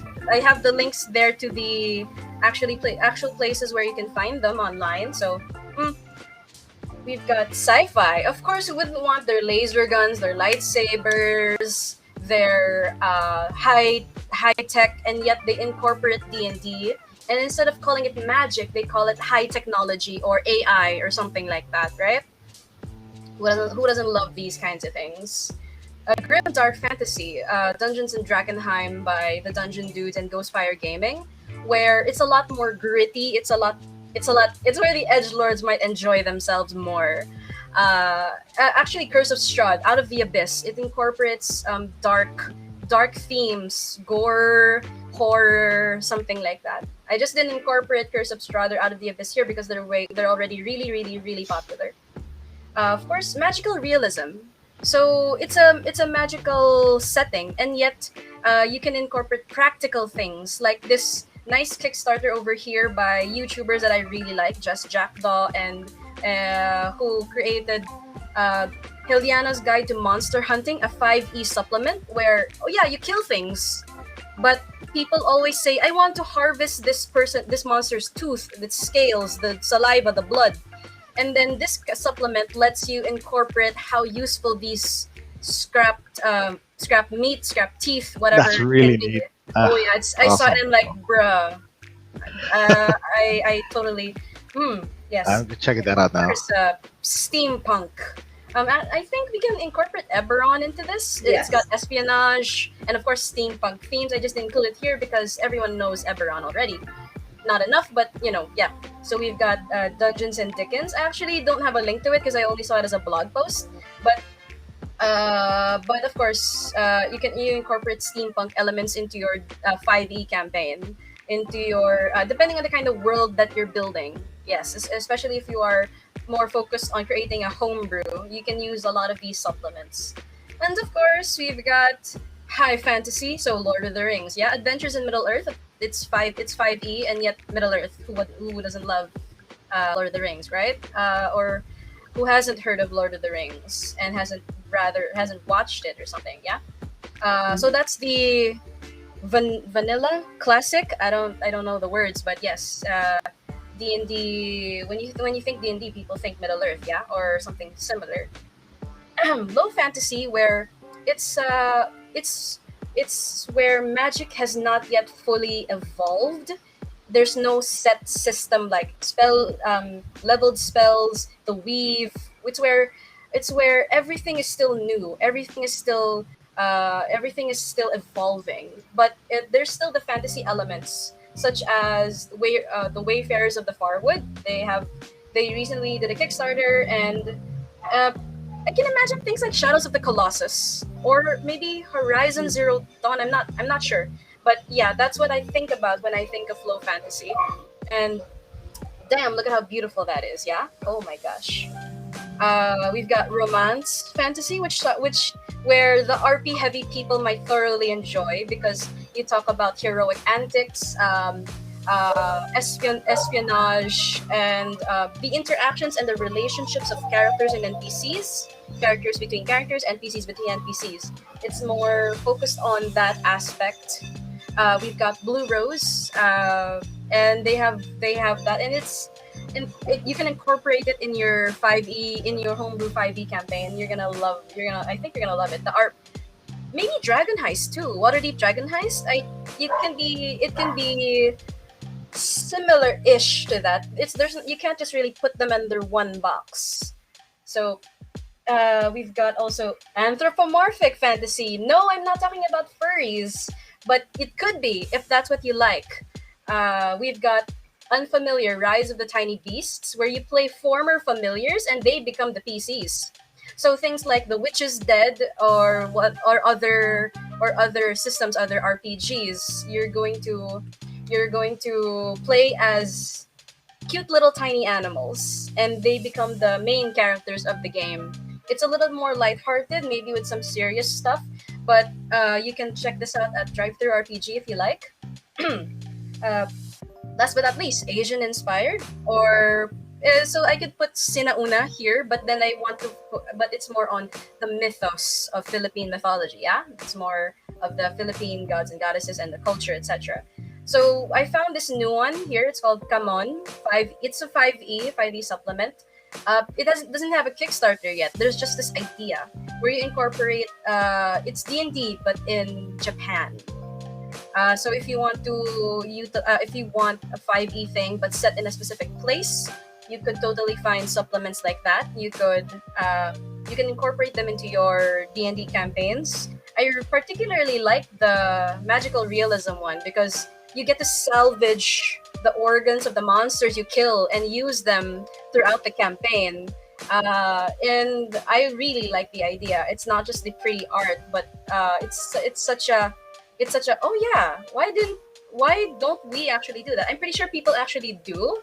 It's just that this one is more extensive. This one is more nuanced, etc., etc. If I had money, I'd buy all of these if I could. And yeah, I totally did not Google this at 3 a.m. and just made it a PowerPoint at 5 a.m. No, I'm a professional.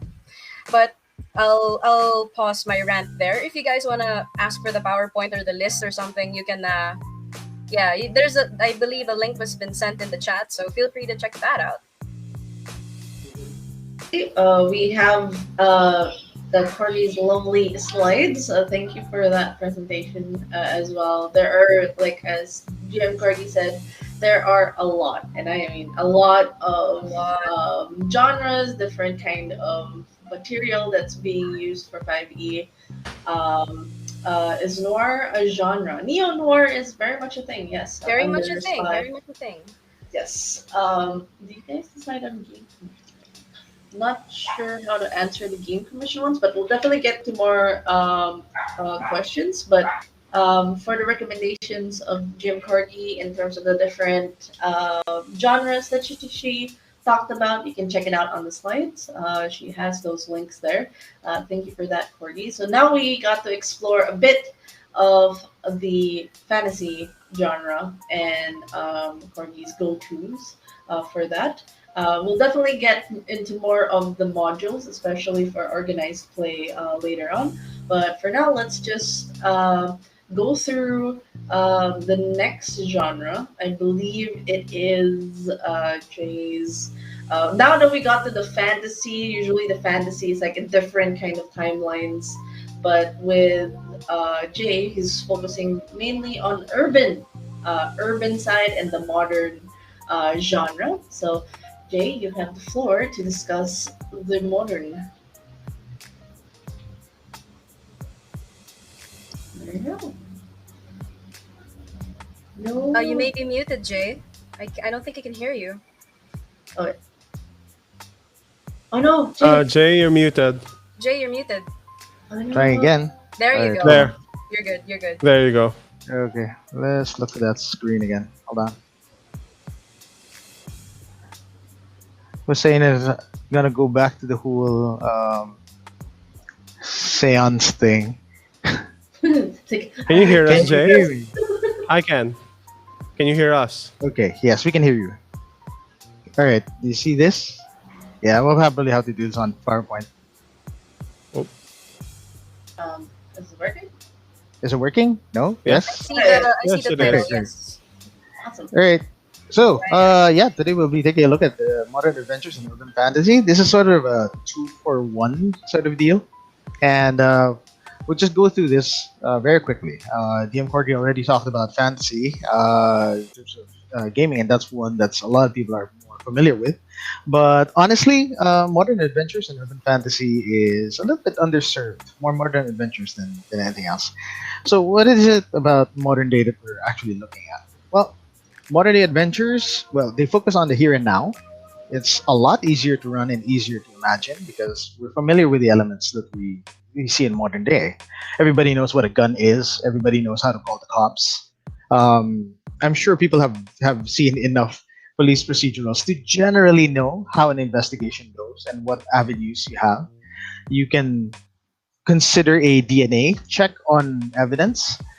These are all things that you can do that you wouldn't be normally able to do in some fantasy, unless fantasy recognizes it.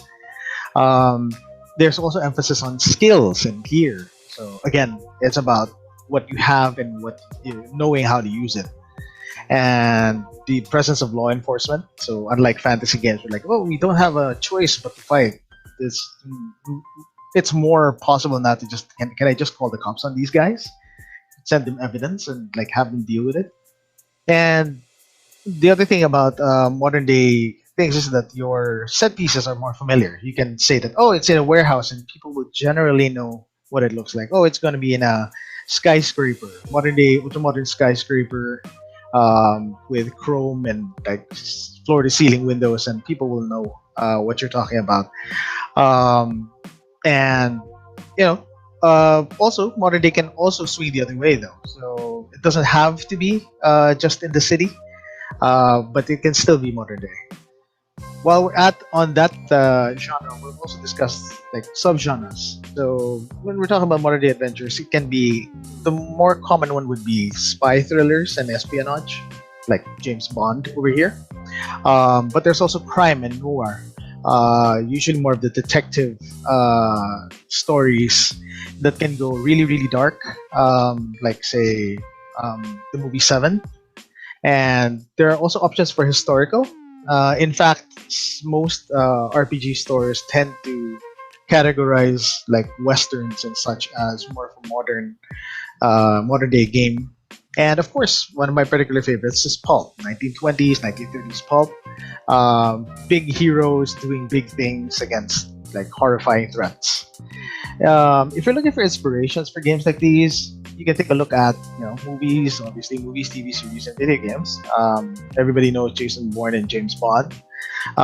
Do check out the new Jack Ryan and anything by Tom Clancy. Actually, Leverage would make for a fantastic heist or criminal-based modern game. Then you also have the likes of Uncharted and Tomb Raider if you want to do the whole you're modern and you're based on skills and gear, but you're trying to survive against nature. And of course, Rainbow Six video game as well if you want to go and take on the modern threats such as terrorists. So just a quick look at games to check out. These don't all run on D&D, but they do have interesting options. Modern Age by Green Ronin is a modern day game that pretty much offers a generic option. It draws some inspiration from D&D in its original source material, so those who are familiar with classes and such will fit right in. And you have options ranging from like the faceman to the soldier to the martial artist, and you can stage your adventures anywhere from like literal modern day to like back in the 70s to Wild West and near future settings. The near cyberpunk ones where not everyone is an AI yet. For those who are looking for more espionage or military operator type games, there's the spy game.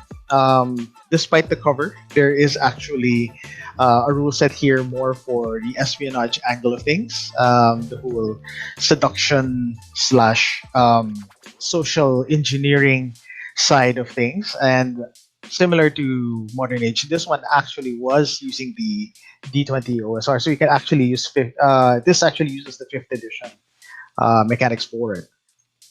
Then for those who like pulp and World War II, there's Octu Cthulhu from Modiphius. This one's coming out very soon. I've had the good fortune to actually review this on my blog, and it's really neat.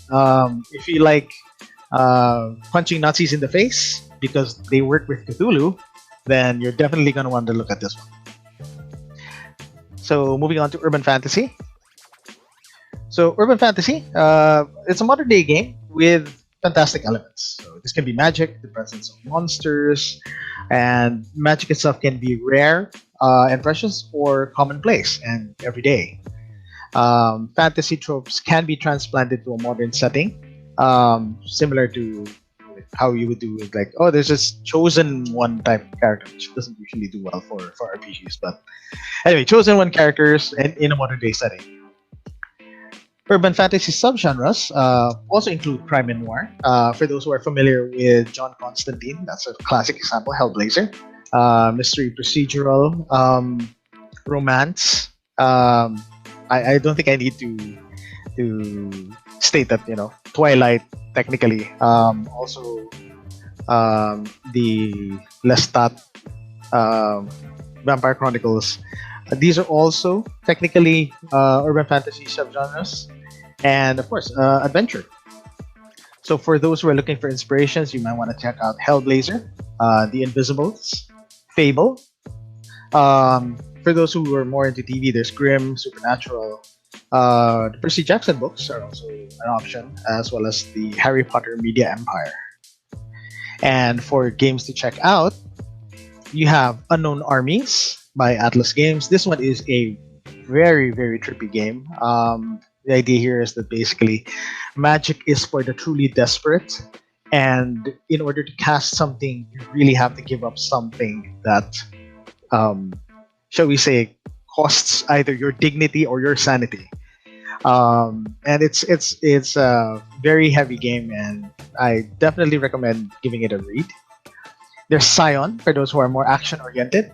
You are a child of the gods, or a god. And because of that, you are an heir to their abilities, like our iconic character over here, who is a scion of Thor, hence the red hair and the hammer, which is technically now a gun. It's very interesting, high fantasy in modern day sort of setting. So yes, you carry the trappings of the gods, but remixed for a modern setting. And then of course there's City of Mist for the noir slash fairy tale slash legend sort of game, where your characters are all technically a modern noir remix of a legend, whether or not you're actually King Arthur or you're the Pied Piper. Your character is both modern and that legend, and the powers that you call are all dictated by the purview of that legend. So let's say if you have a legend of a sword that can cut anything, so anything you wield as a sword can cut anything and stuff like that. It's all very interesting, and I highly recommend giving it a look. So I will stop sharing here, and yeah, just basically go through the two main points. Modern day games are underserved. It would they're also extremely easy to run. So because everybody has these cultural hooks that they can latch onto, and everybody knows the tropes. So like their mention of like what do you call this? Like the game Feng Shui, for example, which is more of a Hong Kong action movie meets crazy gonzo elements like a nation of apes that are intelligent and are out to destroy your dimension. And it's all awesome. Yeah, so that's it on my end. I think I may have run over long with that one. No, Moving it on to the next one. Right, and thank you so much for the brief overview of the modern and urban genre. Now, we've given a lot of details, and we will be posting the links for the slides. For those that are interested in trying out the TTRPGs, again, we've discussed 5e, the fantasy genre first, and then now we discussed the urban and modern. Nico, are you good for the next genre? You'll be Yes. discussing sci-fi. All right. I am. I am prepared for sci-fi. I'm just going to say that I am not prepared with slides. I'm prepared in talking points. Sure, that's Um, It's all good. so I will go. I won't. I'm not an expert in sci-fi, but I do know many RPGs that fall under the sci-fi banner. I'll start with the very first sci-fi novel I know of, which is Frankenstein. Oh, and that. Why am I solo? Hopefully you all are on the side. Sorry, There. why is that happening? I can switch us. There we go. Ayun. Oh no! There we go. Professional streamers. Yeah. But I will post my recommendations on the MGMN and Dudes and Dice Discord. I don't have slides because I thought I assumed they were optional, but it's okay. It's okay. I may or may not have something, but I'll post the list. And I will begin with Frankenstein. Frankenstein is a weird one because while it's arguably one of the first ever sci-fi novels, even predating Jules Verne. It's hard to nail that kind of game in a raw RPG. I haven't found an epistolary game that mimics it yet. I mean, there are epistolary RPGs where you just write letters to each other as different characters. I have not found an epistolary RPG that emulates Frankenstein. But for an RPG that emulates the feel, the monstrosity, or dealing with your own creations, or dealing with, the monstrosity of humanity, I would recommend Bluebeard's Bride. Bluebeard's Bride is very interesting. I've never played it, but I know the premise is basically you're playing different aspects of the psyche of a woman who is Bluebeard's bride, and basically sees a woman who is avoiding her imminent death under Bluebeard's bride. It is an analogy it's a very dark analogy for abuse and just abuse and violence. against women, and it's very dark. I would recommend it if you're willing to, play out that kind of story. If you have the safety tools prepared for it. And with a perfectly willing group and Yes. very, very careful play. Because honestly, I've heard of it. I'm terrified of even thinking of playing it, much less running it. Do not play with strangers is my recommendation. Yes, please. It's a very heart-wrenching game. I would, Bluebeard is very advanced, and I would recommend. But the art is pretty. I can share my screen on the art. How do I share my screen? How do I compare the to a summer's day? Beside more lovely. the camera on the bottom, there is a laptop. Oh, I can share Chrome tabs. Okay, that's perfect. I will not share my audio. There we go. Okay, what's happening? Okay, no? No? No? Oh! I'm an idiot. Okay, there we go. More reasons to play Bluebeard Sprite. If you own the book, you get very beautiful art. Like this. The blue and Yeah. gold. Wow. It pops. It's very pretty. It pops. Oh. It is beautiful art, and it is hauntingly beautiful. I would recommend playing it if you find a stable group. I would also recommend Monster Hearts. Though it's not sci-fi, though it's more urban fantasy, it does hit some of the themes of Frankenstein. If you're looking for more sci-fi, like as we know it, if you're looking more for sci-fi as we know it today, like Star Wars, of course there's Star Wars RPGs. Or if you're looking more for like hard sci-fi, like Asimov or something, I would recommend Traveler. A Traveler RPG is, I'm looking into it in particular, mostly because I like the simulation of it, and it's famous because you can die in character creation. Legit. Yes. You can actually roll yourself to death in character Oh creation. my god. It's that hard of a sci-fi game.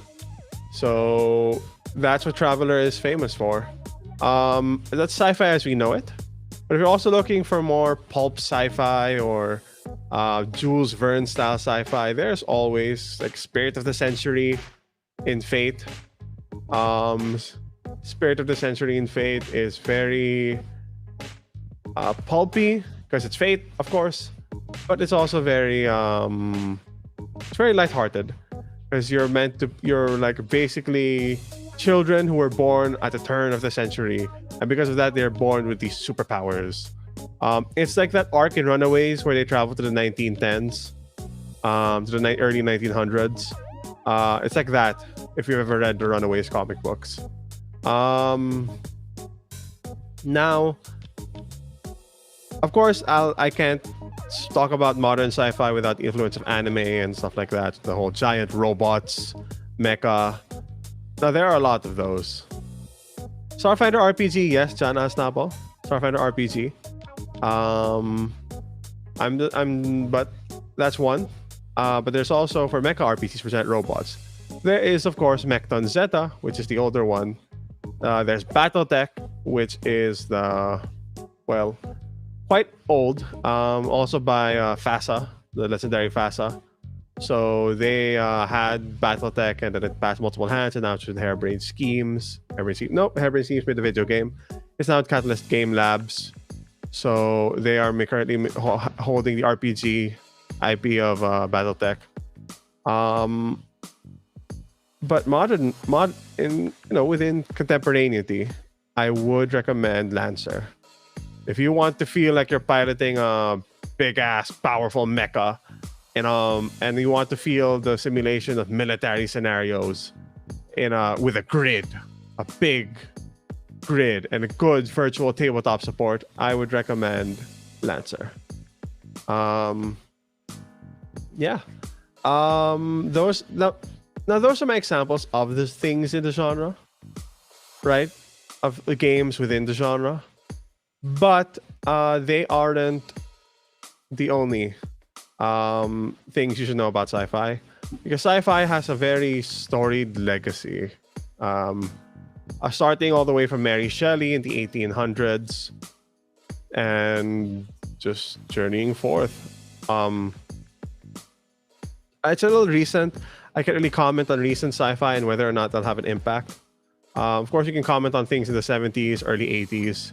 I can comment on Euromancer and Cyberpunk. Oh, of course, I forgot Cyberpunk. Cyberpunk, there are an immense amount of games in Cyberpunk. Most popular, Shadowrun, the fantasy one.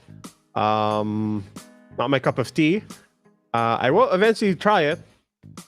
It's just that I am also intimidated. I'm not sure about the complexity of Jay. How's the complexity of Shadowrun nowadays? Play the 4th edition, they say. Not the new one. 2 editions back. Because the new one is just kinda... It's jank. Yeah. Oh. So I've heard. Okay. Well, there's Shadowrun for Cyberpunk. But for hardcore Cyberpunk Neuromancer, there's of course the original one that's very famous now, thanks to the video game, Cyberpunk 2020. And the new one, Cyberpunk Red. But yes, it's sci-fi has all these different themes in it. Like, we know the trappings of sci-fi, yes. I can just go at length saying all these different games. But sci-fi is not just its trappings, it's also its themes, what you're trying to explore in the game. Traveler is about the feeling of simulating exploration and the nature, the very gritty nature of humans journeying out into space and like how it goes. That's what Traveler is more or less doing. But if you go to like more local sci-fi like Cyberpunk, that's more like Cyberpunk is heavy laden with social commentary. There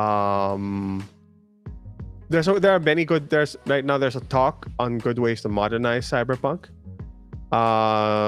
Try to avoid some of the themes and isms in it.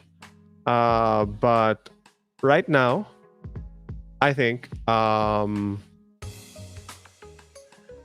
you have to. I'm saying these things as an example that you have to be cognizant. Oh, and thank you, Jay, for reminding me of the most famous right now modern Cyberpunk game, which is Hardwired Island. Which is you can be an cat boy and fight corporations in a cyberpunk world. That is Hardwired Island. So yeah, there are many different examples, but I'm mostly avoiding 5e because my background is all in everything shouldn't be in 5e. That's my background, but that's why I say you have to recognize the themes, because what rule set you're using will dictate the way you interact with the themes of the genre. Because if you're going to use something like 5e, which presumes heroism and heroics, it's going to be very difficult for you to nail the grittiness of Cyberpunk without additional work.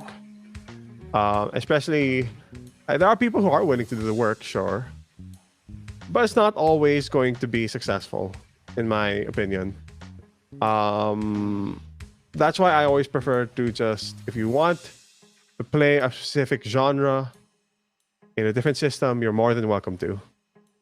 Because the more systems you learn, the easier it becomes to learn new systems. So that's always been my philosophy. Just the more you learn, the easier it becomes to learn. Even as you grow older, if you're setting yourself up for failure if you only stick to one. And it does not take as much effort to learn these new systems. That's always been my take. Speaking of systems, GM Nico, yes. Speaking of systems, since you mentioned cyberpunk-ish, I recently tried. It's a cyberpunk-ish universe that follows Philippine mythology. It's called Balibayan, Returning Home. It's a token-based RPG. We don't use dice. I played it, and it was amazing. And like, oh my goodness, it really hammers in how your character's behavior might affect the outcome of the game. And sometimes you do something bad, but you get something good in return. Or sometimes you do something good, or the intent is good, but it almost leads to failure. And I like how high the stakes are, because you might get captured by the big corporation that turned your spirit, because you are a certain kind of mythological creature, or that's your spirit, and then they trapped you in the cybernetic body, and you're trying to break free from it and come back home. Will you make it, or will you be captured in the end? So I thoroughly enjoyed my experience there, and the fact that it's local mythology. Mwah, chef's kiss. Yeah. Thank you, Jay, for sending the link. Yes, it's that one. Yeah, I'm aware of Balikbayan. Yeah, it's so I forgot good. to mention it. It is belonging outside belonging, which is a diceless, no god, no dice, no masters kind of system.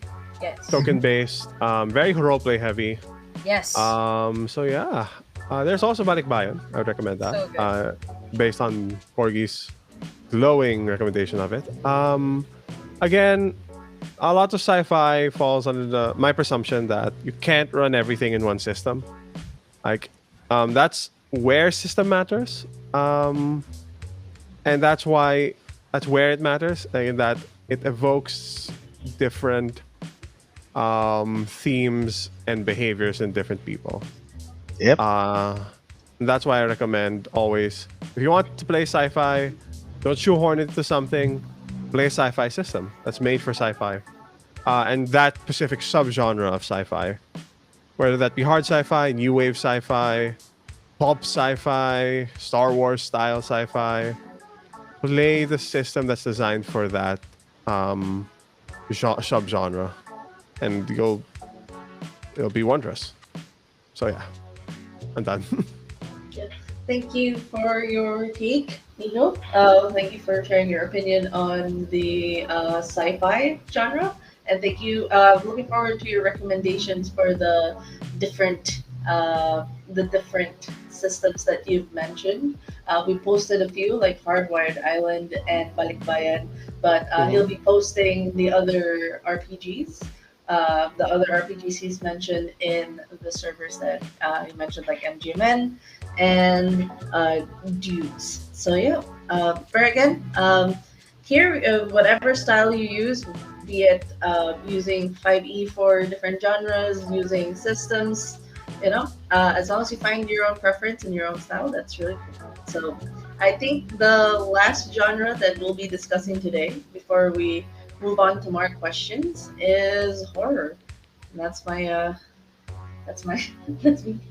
So Yay, horror. It's almost spoopy month, so it's perfect. Let's yes, go. Yeah. indeed, it's just a few more days. Wait, I don't know how to. You're still zoomed. I don't know how to zoom us. There. There you go. Great. Yeah, totally did not just make this at 3 in the morning as well with Corgi. We were like teaming up 3 a.m. Like, let's do this. Can you guys still hear me? Just to make sure that it's not affecting audio. Is it all Gucci? Are we all good? Yep. All good. All right. First things first. Horror genre. The specific genre, I think, is very eldritch horrors, all of that. Everything. The first thing that comes to your mind is horror, is like general nightmares, general nightmare fuels, or something that you dread, something that you fear. It always evokes something emotional, which is probably why I really love this genre very much. It taps into a very humanistic side of ourselves. It's what we feel in our rawest form: fear, anger.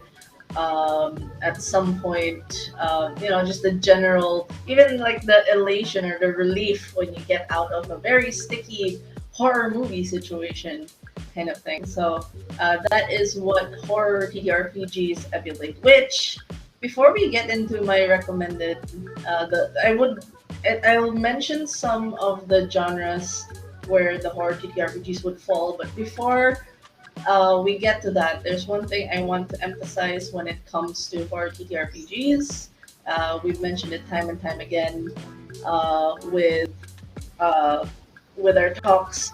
Session zeros, setting boundaries, and safety tools are a must for the horror genre. I can't emphasize enough, especially in this horror TTRPGs. There are games that have a specific buy-in. You general human beings do not want to be scared.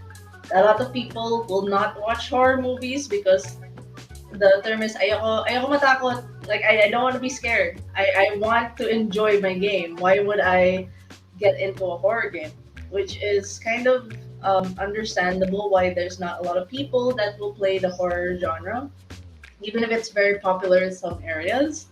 Um, it's because of the element that people will feel very uncomfortable. That's like more, it's teetering the line of uncomfortable. You're scaring them in a sense that you're presenting them with eldritch horrors, cosmic horrors, even like a killer horror kind of thing. It draws the human need. Like it's like you're supposed to have fun, diba? Like how would you find fun in a genre like this? Again, this is where the preference comes in. There are some people that like these kinds of genres. They enjoy, playing investigator or facing an unknown, the grim dark, as it's mentioned before. But before all of that, make sure that you set the boundaries with your players, and you make sure that there are safety tools. Make sure that there is, like, I can't emphasize debriefing enough. I've run a lot of horror games, and it's very important that you set up these three things. Session zero, your boundaries. Make sure you know what it is that would be the line. Like what Jim Corgi said, make sure they draw the line. You have that. You have to have that very mature conversation that when they're stepping into this genre, you will get uncomfortable. You will feel a lot of emotional stress. You will be chased down by some unnamed whatever from the basement. You will see a Sadako creature, something to that effect.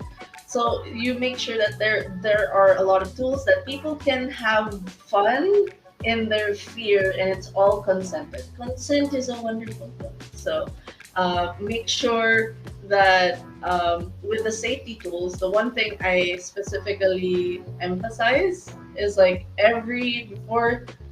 before the start of the session, I tell them we're making this story together, we're going through this together. Do not hesitate to communicate with your GM, especially mid-game. If something happens, communicate with them. Don't wait till the end of the game that you would feel that way. I mean, it's sure for the sake of the game you want to flow, but make sure that communication lines are open. This is for the GMs as well. You have to be open for debriefing as well. This is like end of the session where you ask them how they're feeling. Are they generally okay? Those aftermaths of the stress that come with the game. So those are the things I really want to emphasize for GMs that will run the horror genre. These are definitely a must. Like you cannot just go willy-nilly running a horror game. So of course, the staple of the horror genre is Call of Cthulhu. That's the sanity play, the into the unknown, the fear of the unknown. You're playing a lot of that. This actually falls not just in Eldritch horror. There's also the historical horror in the sense that you can play a lot of the societal horrors because you would put them in the 1920s. You would put them in the middle of World War II. You would put them in a lot of situations where they would feel like, okay, not only are we dealing with an eldritch horror, we're dealing with real world horrors. So this is actually a really good system if you kind of want to give that. It may not be a light at the end of the tunnel all the time, but there's this sort of like catharsis when you go through this, you kind of learn more about yourself as a human. Like, okay, there are still things that I'm afraid of. There are some things that I do not understand. And the great thing is, their character creation, they pick your occupation. Most of the systems, by the way, in horror genres, they let you play a mortal. They usually let you play a very vulnerable mortal who has this specific set of skills, specific set of things, very vulnerable to death. So make sure the conversation about death acceptance is a thing. Not that you're outright out of your way to kill them, of course, but that's the aspect of the game that you have to make them aware of. That it's a part of the game. So character creation is also a good thing. It's a good way to let your players. Oh, I want to make this character really detailed, and like what Jay and Nico mentioned about being true to theme. You can't put a random TikToker or like an influencer in a 1920s scenario. So this kind of setup helps you stick to theme. So that is one recommendation of the horror system. It also leans on historical, it leans on a lot of horror, but this is like a staple for the horror TTRPG. The next one, really short. If you guys love your zombie flicks, you like your Dawn of The Walking Dead, Dawn of the Dead, George Romero stuff. All Flesh Must Be Eaten is actually a good system. I've tried it, and I can say you also play mortals here, and you're put in a situation that's very drastic. Suddenly, the one scenario I actually did, I will recommend The Waking Dead. It is a free RPG on drive-thru. I was able to reflavor it to be in the local scene. Davao City, you are in the middle of a mall, and suddenly people are starting to eat each other, and you're like, and then like explaining to people, especially the locals. It was funny because like they know what the local malls are. They know what SM Mall is. So you're imagine just being stuck in SM Mall, and then like there's zombies coming in, and they're like, okay, we're gonna hide in the department store. We're gonna hide in the grocery. We're gonna whack a random sales lady. Sorry, sales lady. So those kinds of things. It's very malleable to make it realistic. The system's very easy to pick up because there's a set number.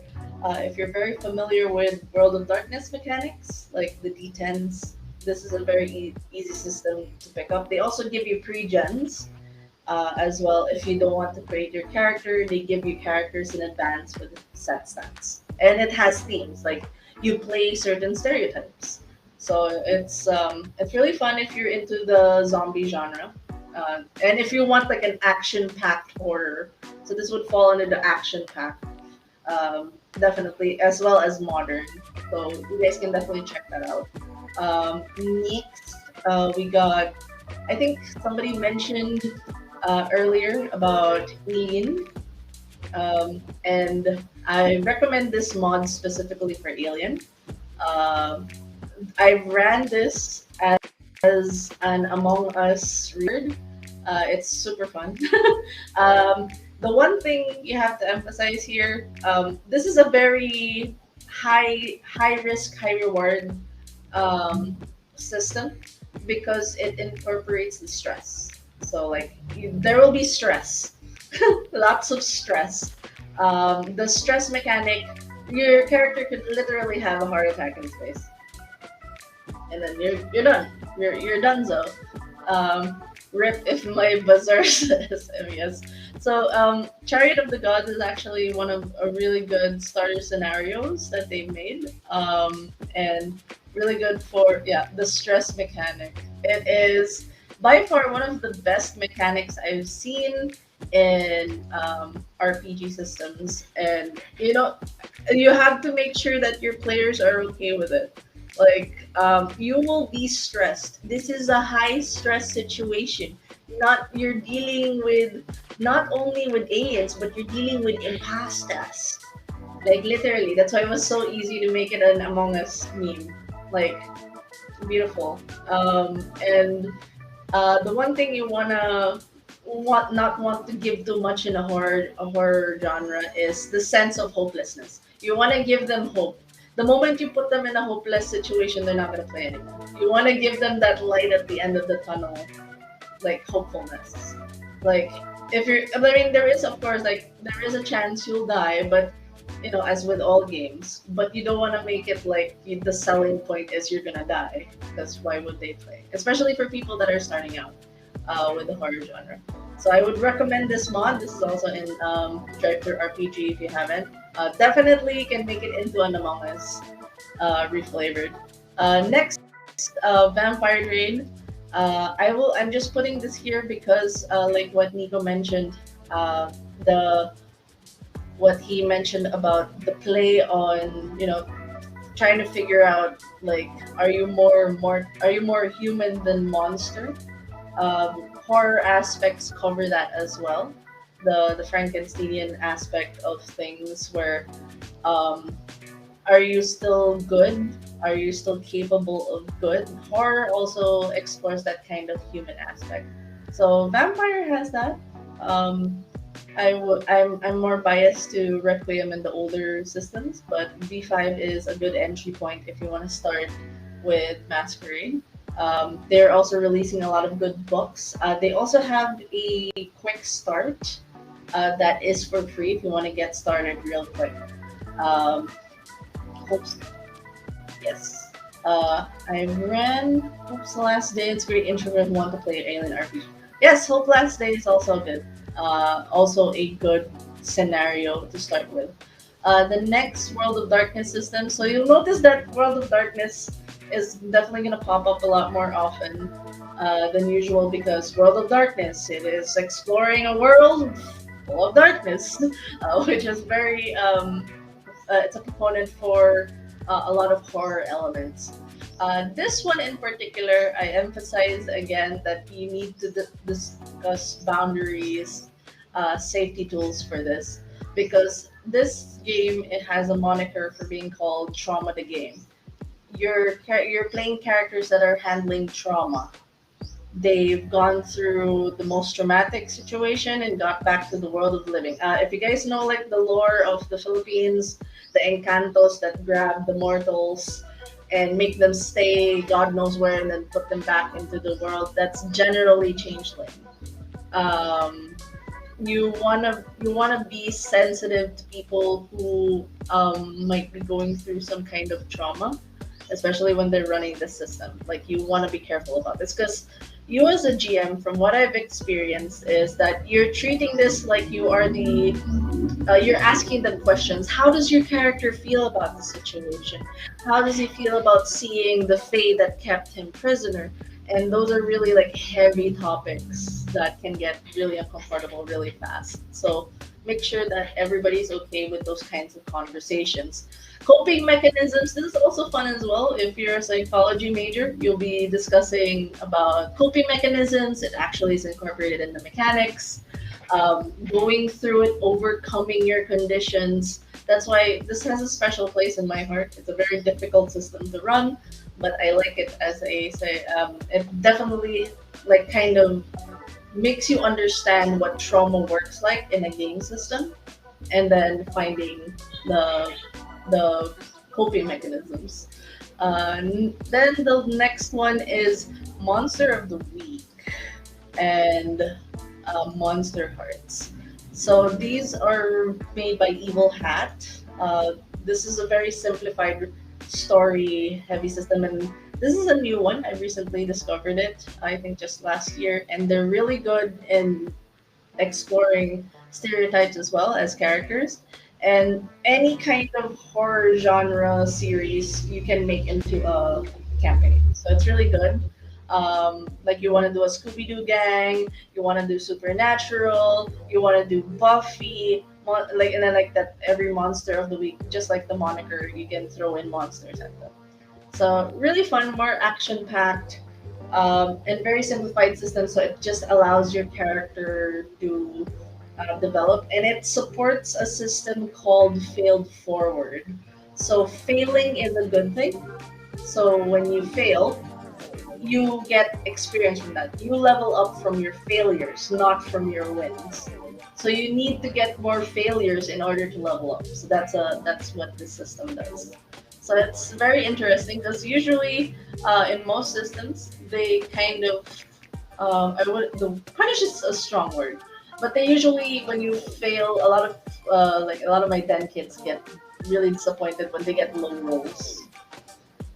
So like this system actually encourages you to fail. So those are actually one of the few good things. I think Monster Hearts was also mentioned by Nico. He introduced this system to me as well. And it's more like playing with. This is a very uncomfortable system as well because you know the mess of emotions you as a teenager, uh, and more or less like just your character development as somebody who's trying to figure out their monster. They're going through normal teenage life. Yeah, that is the Monster Hearts experience, and make sure that there are conversations afterwards about this because like some people didn't have great high schools, didn't have great like that. So always have that conversation afterwards. Last one but not least, Dread. I only add this because it plays into the horror aspect and the stress of your actions. Like whenever you make an action, it's related to Jenga, and if you somehow make the tower fall, your character dies. So it's a high stakes kind of horror. Any kind of horror story can be fit in the system, which is great. It's just the element of not using dice, and you know how Jenga works. So the stress is rising with every action you take. So it's really fun storytelling with a different mechanic. So yes. Paolo mentioned Mars worth mentioning their moves that key off inter-character sex and monster. That's worth advising players about beforehand. Yes. The thing as well. Thank you for that, Paolo. The thing with Monster Hearts is yes, there is an action called sex, and that's like really like jolting. Like, why is there an action called sex? And it doesn't necessarily have to be the physical act. It's a connection thing. But of course, a lot of people will get uncomfortable with using the term sex moves and stuff like that. So it's a very interesting, like initially when I saw it, I was shocked at the term, but then you find out that these are different tropes of like how the kids are trying to connect with other people. So it's just a very strong word. So it would like that's why there's a lot of conversations to be had when you're running the horror genre. So I'm gonna end it there. Thank you guys for listening to my TED Talk. So so yeah, with that, we'll be going back to the questions, the questions that we missed. With my answer, just so none of them is missed. Yeah, sure. You can. I literally just typed that. Yeah, no, sure. Cool. I mean, we can get to it since we've moved on to this part. Yeah. So we've covered most of the genres. I don't think we have the time to go through the kinds of systems, which is fine. I think we Okay. brushed over it with the genres. So I think we can just we can address the questions. I think Oh yeah. I think I'd like to. there's been a lot of questions which are really good. Thank you for that, guys. By the way, we really Yeah. appreciate that there's this discussion going on. It's not half as fun without the questions. There we go. Let's go first with one question. I'm scrolling We all the stopped way. with the one with the how do you guys choose your modules Yeah, from Zenith or Zenith? I think that's a good question to start with because we've been talking about different recommendations. Right. So how do we choose it? The rationale. I run mostly indie stuff, indie modules, because it's interesting. They tend to be. I like the content better in them, but I just choose based on pure whim. Like literally, that's what I do. Like, do I want to run this? Does it look interesting? Sure, I can run this. Because I mostly do one shots, and I don't have long-lasting campaigns. It's hard to find a group. But if usually even for long-lasting campaigns, I even make my own stuff. But what I do is I look for reputable people, and I look for like community feedback because I'm active on different RPG communities. And I ask them, hey, is this good? What do you like about it? Oh, there's a rising tension. It respects player agency. It's not a railroad. And like, okay, so I can run this. And it looks really cool. The trappings, the art, the feel of it looks really cool, and I'll buy it. Like that's how I decided on Wet Grandpa. That's how I bought. That's why I'm going to buy Picket Line Tango. All these different modules. That's what I decide on. Or, if it's like a game that doesn't really have modules yet, I can make my own. It's simple. Like Cthulhu Deep Green, I didn't like the module there that came with it, so I made my own. Or I co-opted from the Call of Cthulhu, then just modified it to make my own, which I will be publishing. I mean, not publishing. I mean, like just putting on a blog is what I mean. I will be putting a modified Cthulhu mods on the blog some these days. So yeah, I don't really have a process. It's just wanton whims most of the time. I think this is a really good question as well, especially for those who are who want to be game masters in organized play, choosing the modules. I would like to ask for you, like, there's like you have your go-tos. What's your like process, or what goes through your head thinking like these are my go-tos? What's your rationale for like choosing those? Oh, sweet. Well, I have modules that I've played before. That's usually the ones that I like to try running for others because I experienced it myself, and I wanna try adding my own spin to it. Sometimes I don't, sometimes I do. It's all whim, and I try to choose the kind of module that I think will best suit, say, the platform. I have players who are not comfortable with using Roll20, so I'll try to use the modules that don't rely on the visuals so much.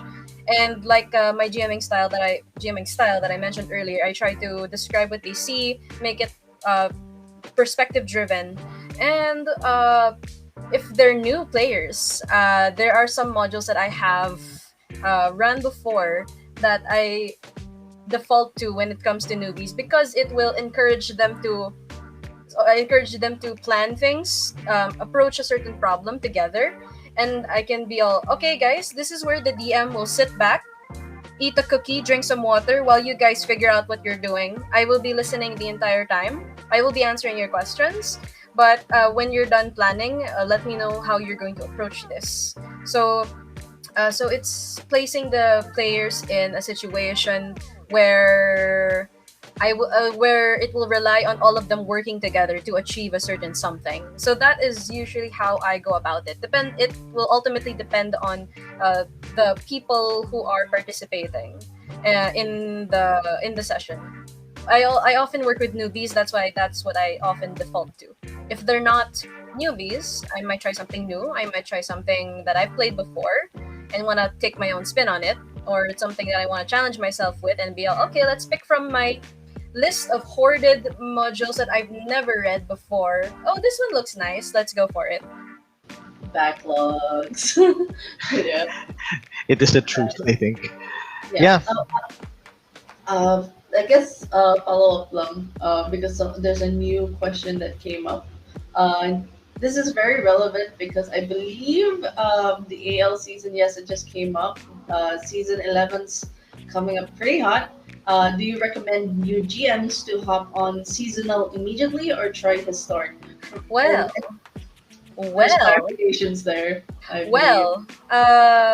First and foremost, the new season of Adventures League, according to the posts that I've seen, will apply September 22. And if the new rules are to be followed, there's no such thing as seasonal and historic anymore. They will all be merged together. Assuming that that's what's going to happen, because I don't know. I never know what's going to happen. I would encourage new GMs to, if they're gonna try their hand at running their very first game, is to pick a game that they played before, that they really really enjoyed, and if complex or simple, it's their call. And I would recommend that they run it themselves, preferably with at least one veteran player, or uh, dungeon master as well, and some less experienced, not really newbie, but more like people who are also trying to get their bearings on the game. And it seasonal historic doesn't matter, to be honest. Find the module that you like, find the module that you enjoyed playing yourself before. If you want to try something completely different, heck yeah, go for it. That's totally fine as well, because everybody likes a specific something. They own their own story, their own campaign, one shot, whatever. So go with what you like. And if you need assistance, there are always people who will be willing to help you out with that. Because why wouldn't GMs want to help? Because that would mean more GMs, which means more people to actually run games, rather than having that hashtag forever GM thing, which is something that I'd like to try to avoid, because everyone can be a GM.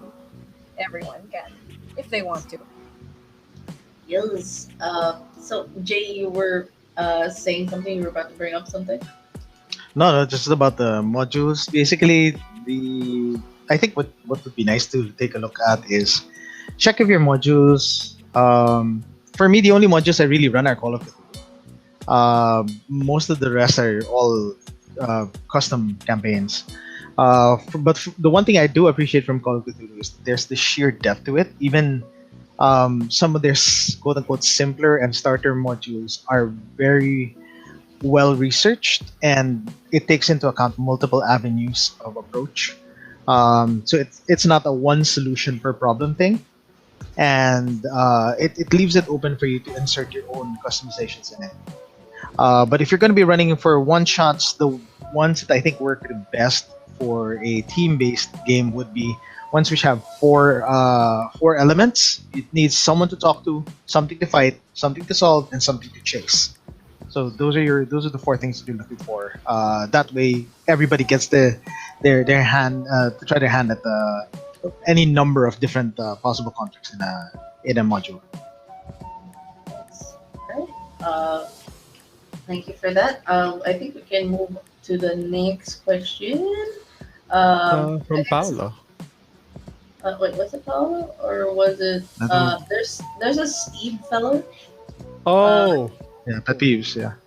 Yeah. What are Okay. each of your pet peeves? I think this is gonna be a fast fire round. Yeah, really quick, fast fire. Let's go. Nico, go. oh wow, thanks. Not Hot potato. You name the next one. okay. Pet peeve. Not doing something. Like I said, doing something really edgy in a light-hearted game. So breaking the tone essentially.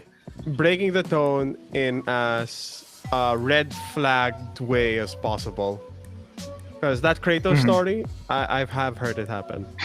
Okay, I thought it happened to you. No, it did not. Jay, your turn. Okay. Pet peeves as DMs, it would probably be players who are, I guess, it's similar to yours, but except instead of disruptive, it's more of the ones who try to override other players. Did they overreach? Yeah, it's one thing to promote them with player the rules. agency. It's one thing to Yeah. like do backseat driving, or acting on information that their player character shouldn't know about because they heard it in another scene. Yeah, it's all cringy stuff actually. Okay, Mars. Wait, no, clockwise. So we go with Clockwise. Go Okay, to Corgi. clockwise. Okay, I thought it was hot potato. Okay, go. Oh my goodness. Oh, Well, once I get started, I'm not gonna stop. So, which one do I deal with? Sure, the people who do not respect my fellow my other players uh, comfort levels. If they insist on a certain something, or and if the party is already saying no, let's not do that, and then they say it's what my character would do. Oh. Yes. Oh, Everyone loves and hates that one. ooh. I'll Yeah. stop. Whew. I would say same answer. The logic of it's what my character would do. Mm. Yeah, Really, I always easily solve that. Flashbacks. Yeah, it's easy for me to solve that actually. I haven't had that become too much of a problem.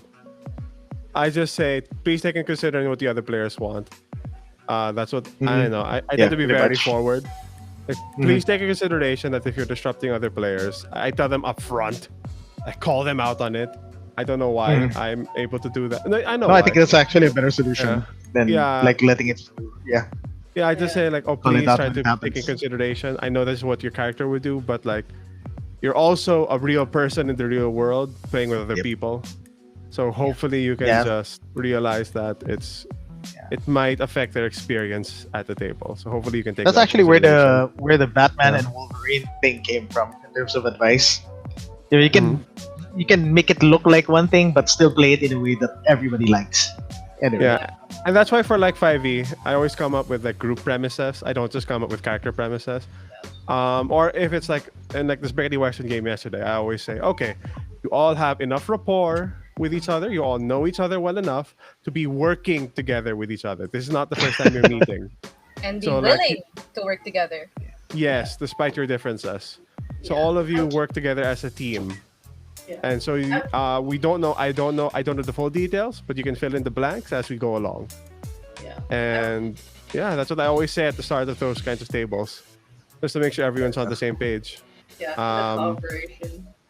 Yeah, or if it's like a dedicated table, like a long-term campaign, I come up with a group agenda, like saying all of you are a detective agency. Like in my game with Paolo, with they named their agency the Big Bulls Detective Agency, and they're in Eberron right now. They're inquisitives in Eberron, and they have effectively what's the hand of Vecna in the game. So.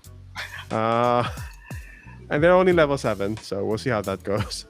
That's nice.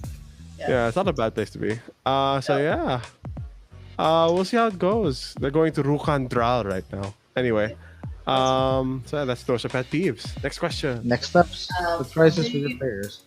Do you do surprises with your players when GMing? How do your players react to it? Paolo can also answer this. We had a big surprise in my Cthulhu Deep Green game. Basically, the daughter ended up being the source of the evil. The priest's daughter, the sketchy priest's daughter. And then the sketchy priest's daughter was making people shoot each other in this haunted hell house in Texas. And when they knocked her out, everything was still going to shit. People were still trying to kill each other. And so they had to shoot the daughter. And then that's when the priest opened the door to see that her daughter has been shot in the head. And that's where the game ended. Oh, that cliffhanger. There. Yeah, and that's also that's a one shot. That's a one shot. It's edgy, but that's what it's called for Cthulhu. Denma also knows I did the cliffhanger in Monster Hearts. Oh, Yeah, you can. I remember that. We never had a second session, but that was okay. I think it ended fine. Yeah. I mean, my characters carried on. Go on. No, go on. It's fine. Yeah, not entirely sure how to answer this particular question. I mean, surprises are part and parcel of the toolkit, I guess, of GMs. I mean, it's you don't telegraph everything if that's the point of this one. Or does this mean surprise your players in a way that I introduce an element that you didn't prior agree to? I'm not sure. I think this is more Right? like twists, plot twists. Yeah, because Like- I mean, yeah, plot twists. Then yes, definitely. I can't think of one directly off my mind just yet, but it's definitely part and parcel of the toolkit of any good GM. I mean, it's always good to be able to throw something completely left field that will leave your characters, the player characters, all like, okay, what are we gonna do now because of the sudden complication? So ideally, your players react well to it. But aside from that, I'm not really entirely sure yet as to the full context of this question.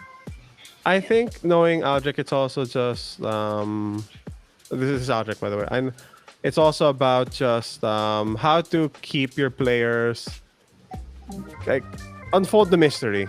I think is what he means, or like how to shock, them. or how to like not shock value, but put an element of surprise there that throws them a little off guard. I think my wife will testify to that I've kept a character secret from her for 7 years. And I've never disclosed it despite the fact that we live together in the same house. Oh, So, as far as, dedication to GMing, she, she knows this. I dedication, think my friend. personally, just one advice is that the best twists are surprising but inevitable, meaning they're foreshadowed but not telegraphed. I do like the left field. I do like the left field thing. I remember running a game for DenMother where you're in this creepy looking place and suddenly a specific thing comes out. And then I made a modified photo of it. It's not jump scary. I don't really believe in jump scares. But it was something that the players would not expect. In terms of NPC behavior, maybe NPC appearance, NPC dialogue or voice, where it looks so big and scary, but the voice is very high pitched and very funny. So those kinds of surprises, I like doing those where you subvert the expectations, or it looks like an evil necromancer, but he's actually just a very considerate guy or something like that. That's the kind of surprise that I want to do, where it keeps the players on their toes, keeps them excited, like, oh god, is this gonna be another one of those things? And then the biggest twist is, no, you were right all along. So those kinds of things, that's the kind of surprises I like to do. Well, more often than not they will play well with it. It doesn't work well for everybody, but everyone has their own likes, dislikes. I think as a GM, I prefer to be surprised by my players, which can happen. I like my players surprising me in good ways, not bad ways. I can't recall specific moments just now, but yeah, like everyone being mutually surprised is a good thing in my book. Yeah. For surprises for me, at least most of the 10 kids in my table, especially those that have gone through my horror things, they kind of like, oh no, it's dead mom, dead mom with the emotional pulls. But then there's just those. I let them know that I'm doing it. It's a weird. I'm an open role DM. I'm an open book in a sense.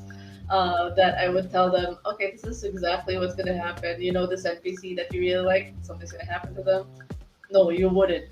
You wouldn't, would you? And well, I just did. Boom. And then they're just like, no. Those kinds of things. I guess like a bit of subversion. They would think I wouldn't do it, but I'm true to my word kind of thing. In terms of surprises, I'm always for the emotional investment.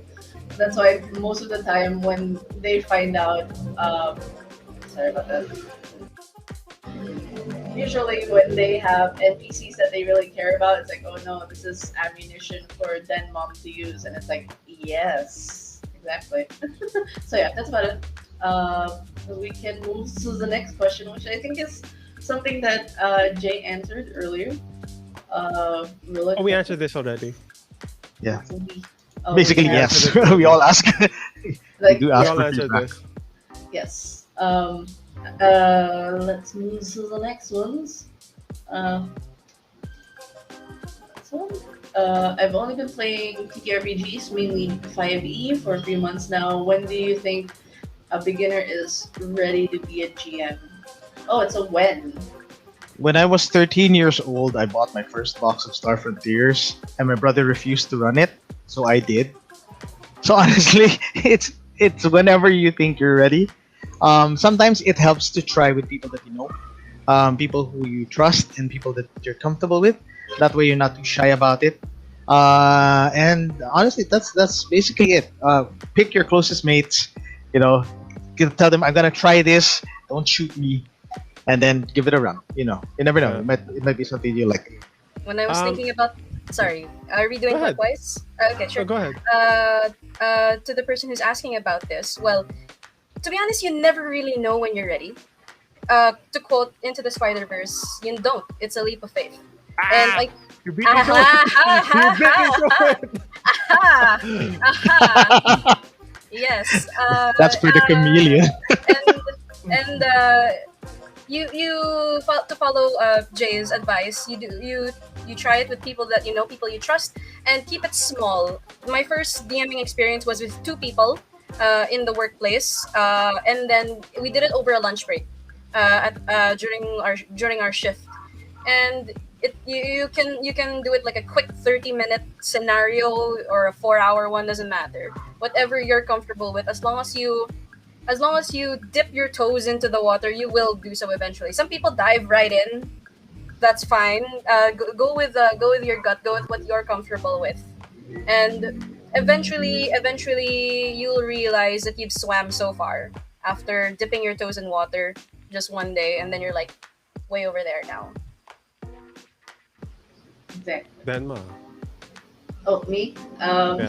No, it's not a matter of like when, like like there are some people who need time, like they prefer to have them prepared after playing a certain amount of games.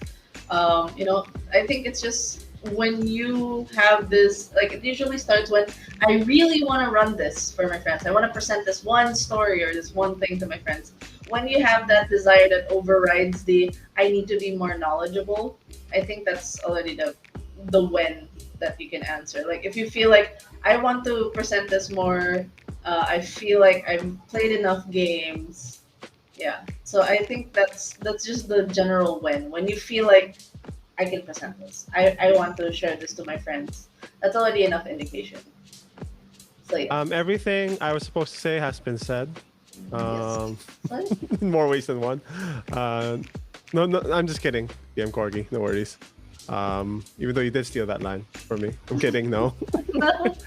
um, yeah, we can move on to the next question.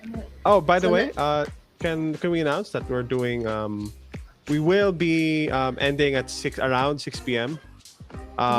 Just to keep everyone on track. This isn't gonna be like a 5-hour, 8-hour stream. So yeah, but Yeah, stay we're- tuned because we will have the second part of the workshop tomorrow, which is on MGMN Discord server. Then Yeah. could you post the link to the server? Yes. I guess none of my messages are getting through for some reason. But yeah, you can all find a link to the MGMN Discord server in chat. If you join, we'll have a Discord stages workshop where we will be talking about 4 different topics. Mine is adventure design and improv. Denma. Psychology of players and preparing your GM notes using Yeah. Google Docs, Notion, and spreadsheets. Yeah. So yeah, adventure design. I'm excited for that. I have learned much through my adventures and journey. Yes. So how do we personalize our games through tokens, maps, etc.? Steal online or buy. By steal, I Pretty mean much, just find yes. find free resources that people are putting out there, Uh, or yeah. At most, buy something like the Zen Peku maps are just so good for 5e. Yeah. So usually it's the token advantage. I think I want to bring up real quick. I'm sorry, I'm gonna plug you, Corgi, because she does make a lot of personalized custom token borders. So there are people within the community that do make custom token borders like Corgi. And for your specific events, you want a specific theme for your characters, you can definitely reach out to those people. I think it's better that you reach through the local community. There are a lot of artists who I kind of have this problem that I tend to go to a lot of art commissions and have my things drawn with a local artist, and that's how I personalize my games through different artworks from different local, especially my den kids. If they are artists, I definitely would be like, please take my money. I will support you. I get art. So that is how I would personalize it, and it's a win-win because like you help them with their commissions, and you get a really cool art that you can use for streams. You can use for your games. You can use for your thing. Friend has there. There's also like different kids who create maps. There's also DM Bear who makes maps. Lots of creative kids. There's a lot of creatives that are more than willing to help you personalize. So reach out to them. They're always going to be there. And some people even just post it out, and just sharing and getting your stuff there is definitely a way to personalize. So, but of course, the cheap way is to steal. Like Fit. Like, that's funny. Like steal. We don't have to know steal. It's the actual. No, steal. I don't mean literally stealing. I mean like just find whatever you can find online and then find a way to repurpose it. I don't mean steal as in like yar. I mean like steal as in like just use what's free, not what is not meant to be free. Um, Yeah, that's what I mean. Support artists, support local It feels artists. really Support. good too. It feels really good too when you have a map and then it was made by someone, and then when you run it for people, and then they're like, "This map, it looks so good," and I'm like, "Oh my god, it's something that I had an artist make for me." Feel free to reach out to them if you want this and that and this and that, and it's just really really cool. Also, character portraits are Oh very cool. yeah, character portraits. My goodness. Definitely. Yes. Yeah, and like And we cannot stress enough. Pay them. Pay these people. pay Fantastic. these people. They deserve money. They need food. I don't need one of my kidneys, right? Or something like that. Like you really, really want to support them as much as you can. Because Yeah. they do good things, they do good work. It's great. And yeah, it's like that meme of putting a few cents. Oh, you give more than a few cents, but yeah. How do you incorporate the players' backstories into your campaign? What are your methods, processes? It's my first time DMing, and I'm afraid I won't do justice. This is a long one. Okay. Go ahead. Do it. Mars, I think you're the one the most ready for this. Yes. Yeah, I barely incorporate them. I So love 10-page backstories. First things first, the usual thing I ask is like beyond the backstory. The thing I go for is their general drive. From what you've read, it's like a bit of like story analysis in a way. When you see that they've lost a loved one and they're trying to do vengeance, so you know that they're driven by vengeance. And use that in the story. Oh, a bandit that killed your wife from eons ago resurfaces. Definitely use that as a pull. I definitely go for the details. First thing you want to look for is their drive. Second is their motivations. What motivates them? Any trinket or anything that is sentimental to them, ask them about it. The things I also ask is what would your character like in a sense they don't have resolutions, like they have some hang-ups, their characters. What would be their resolution? What do they think is the resolution? Killing the one that hurt their loved one or something like that. So it's a more of a nuanced story thing. The way I go through it is to try to think of it as from a character perspective. I want resolution. I definitely want some closure from whatever it is I'm going through, and have them go through that character development through your story. So the focus becomes their episode. They have this episode where they go through that. Of course, it's a bit tedious because like you're reading through a lot of backstory. Not a lot of people would like enjoy going through extensive things, but there are kids who really give their heart and soul to their characters. And you kind of want to give them character development, or if they're the type of character that's very stoic, they're not changing, what's the one thing that would make them change? So always Yeah. focus on character development when it comes to those backstories. Don't be afraid to do just the thing you want to do is give exercises for them to write in character for you to get a feel of what their mind's like as a character. So that helps you play the NPCs better. So it's a matter of a writing process, give or take with the players. How much are they willing to give? If they don't give you anything, you can't incorporate that in your story. So Yeah. that's I have that's If I may add something as well, just Yes. really quick. Don't kill NPCs for the drama. It's you basically take it off the table, and sooner or later you'll find that you painted yourself into a corner. As much as possible, try to keep their NPCs alive, give them Yeah, troubles, imprison them, etc., etc. But don't kill them off.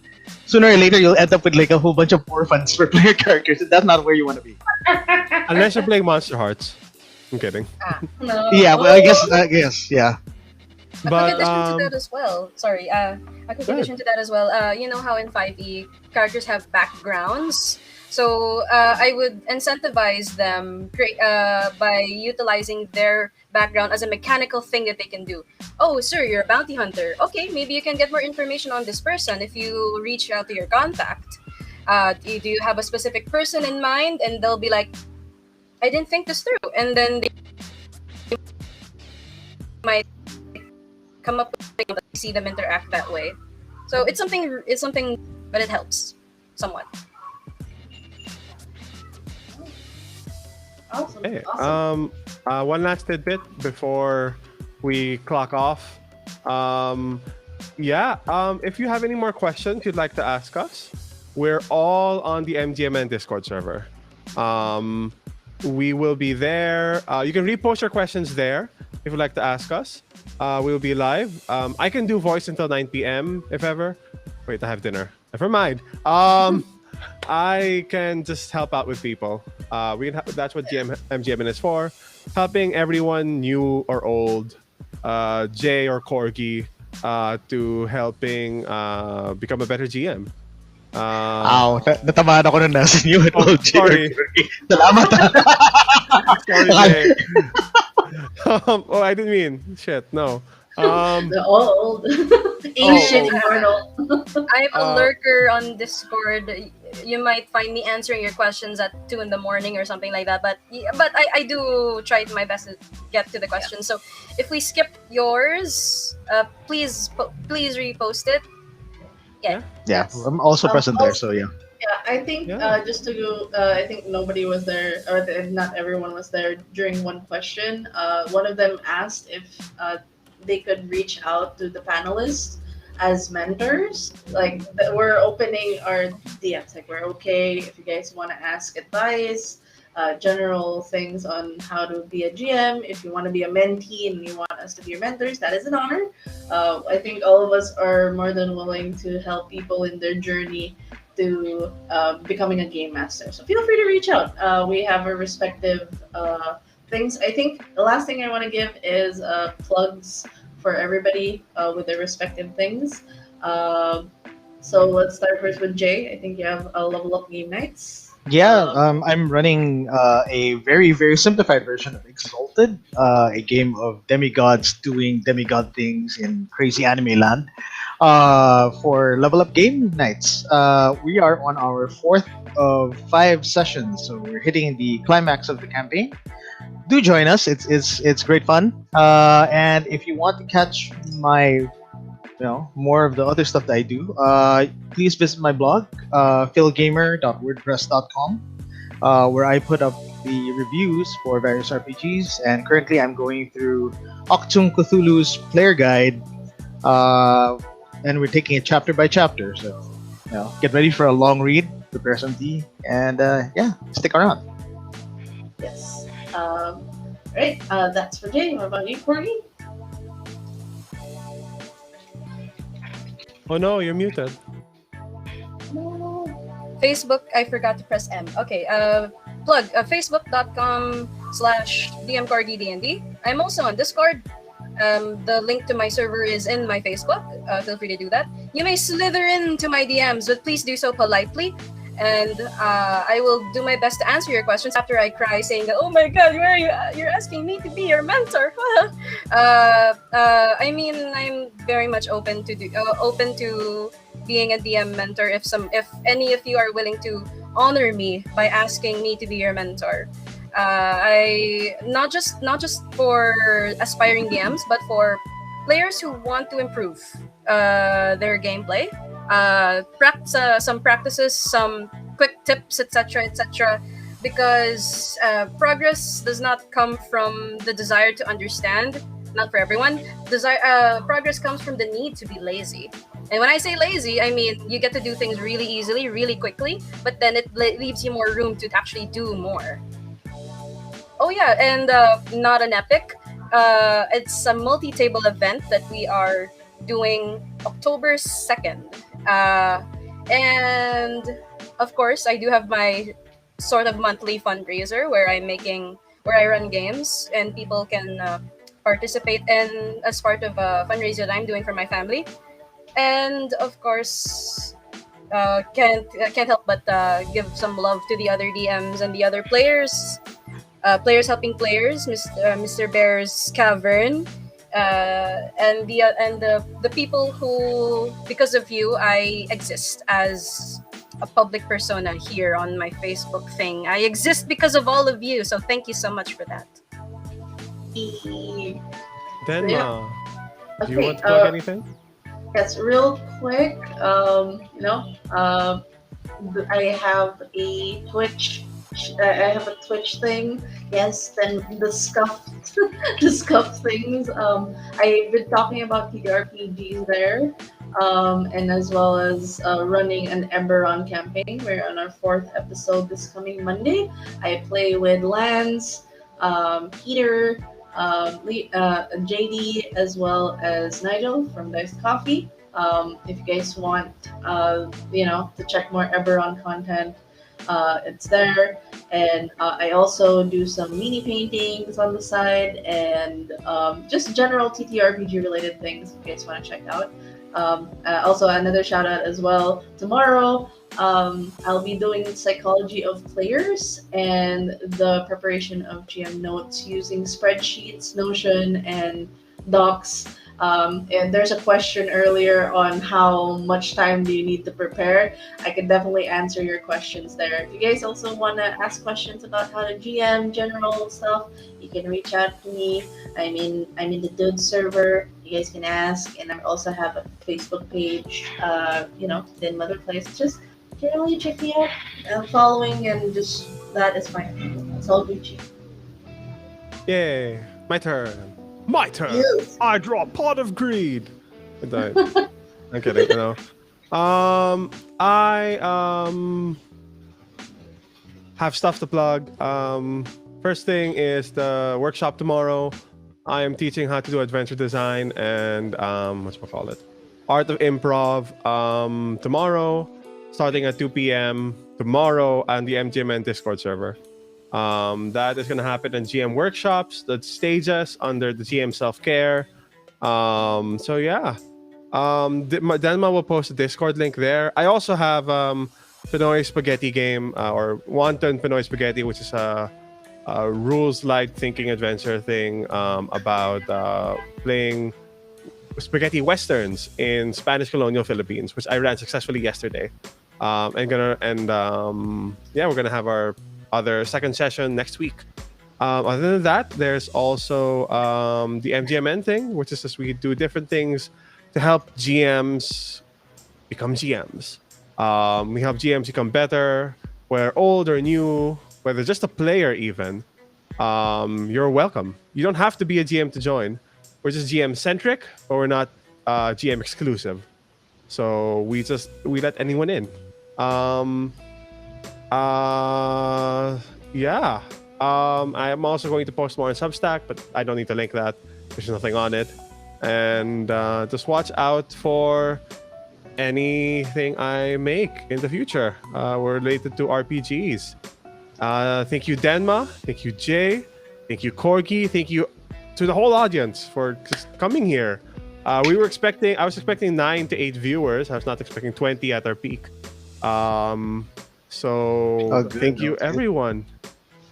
This is really fun. I hope we can do this again. Yeah, Yes. yeah, having a lot of fun with this one.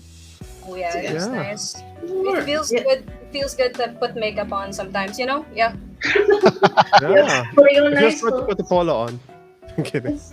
Yes, thank you so much for the viewers. Thank you for everybody that's been tuning in since 3 p.m. Tune in for day 2. You guys can head over to the MGMN server and we can continue the conversation.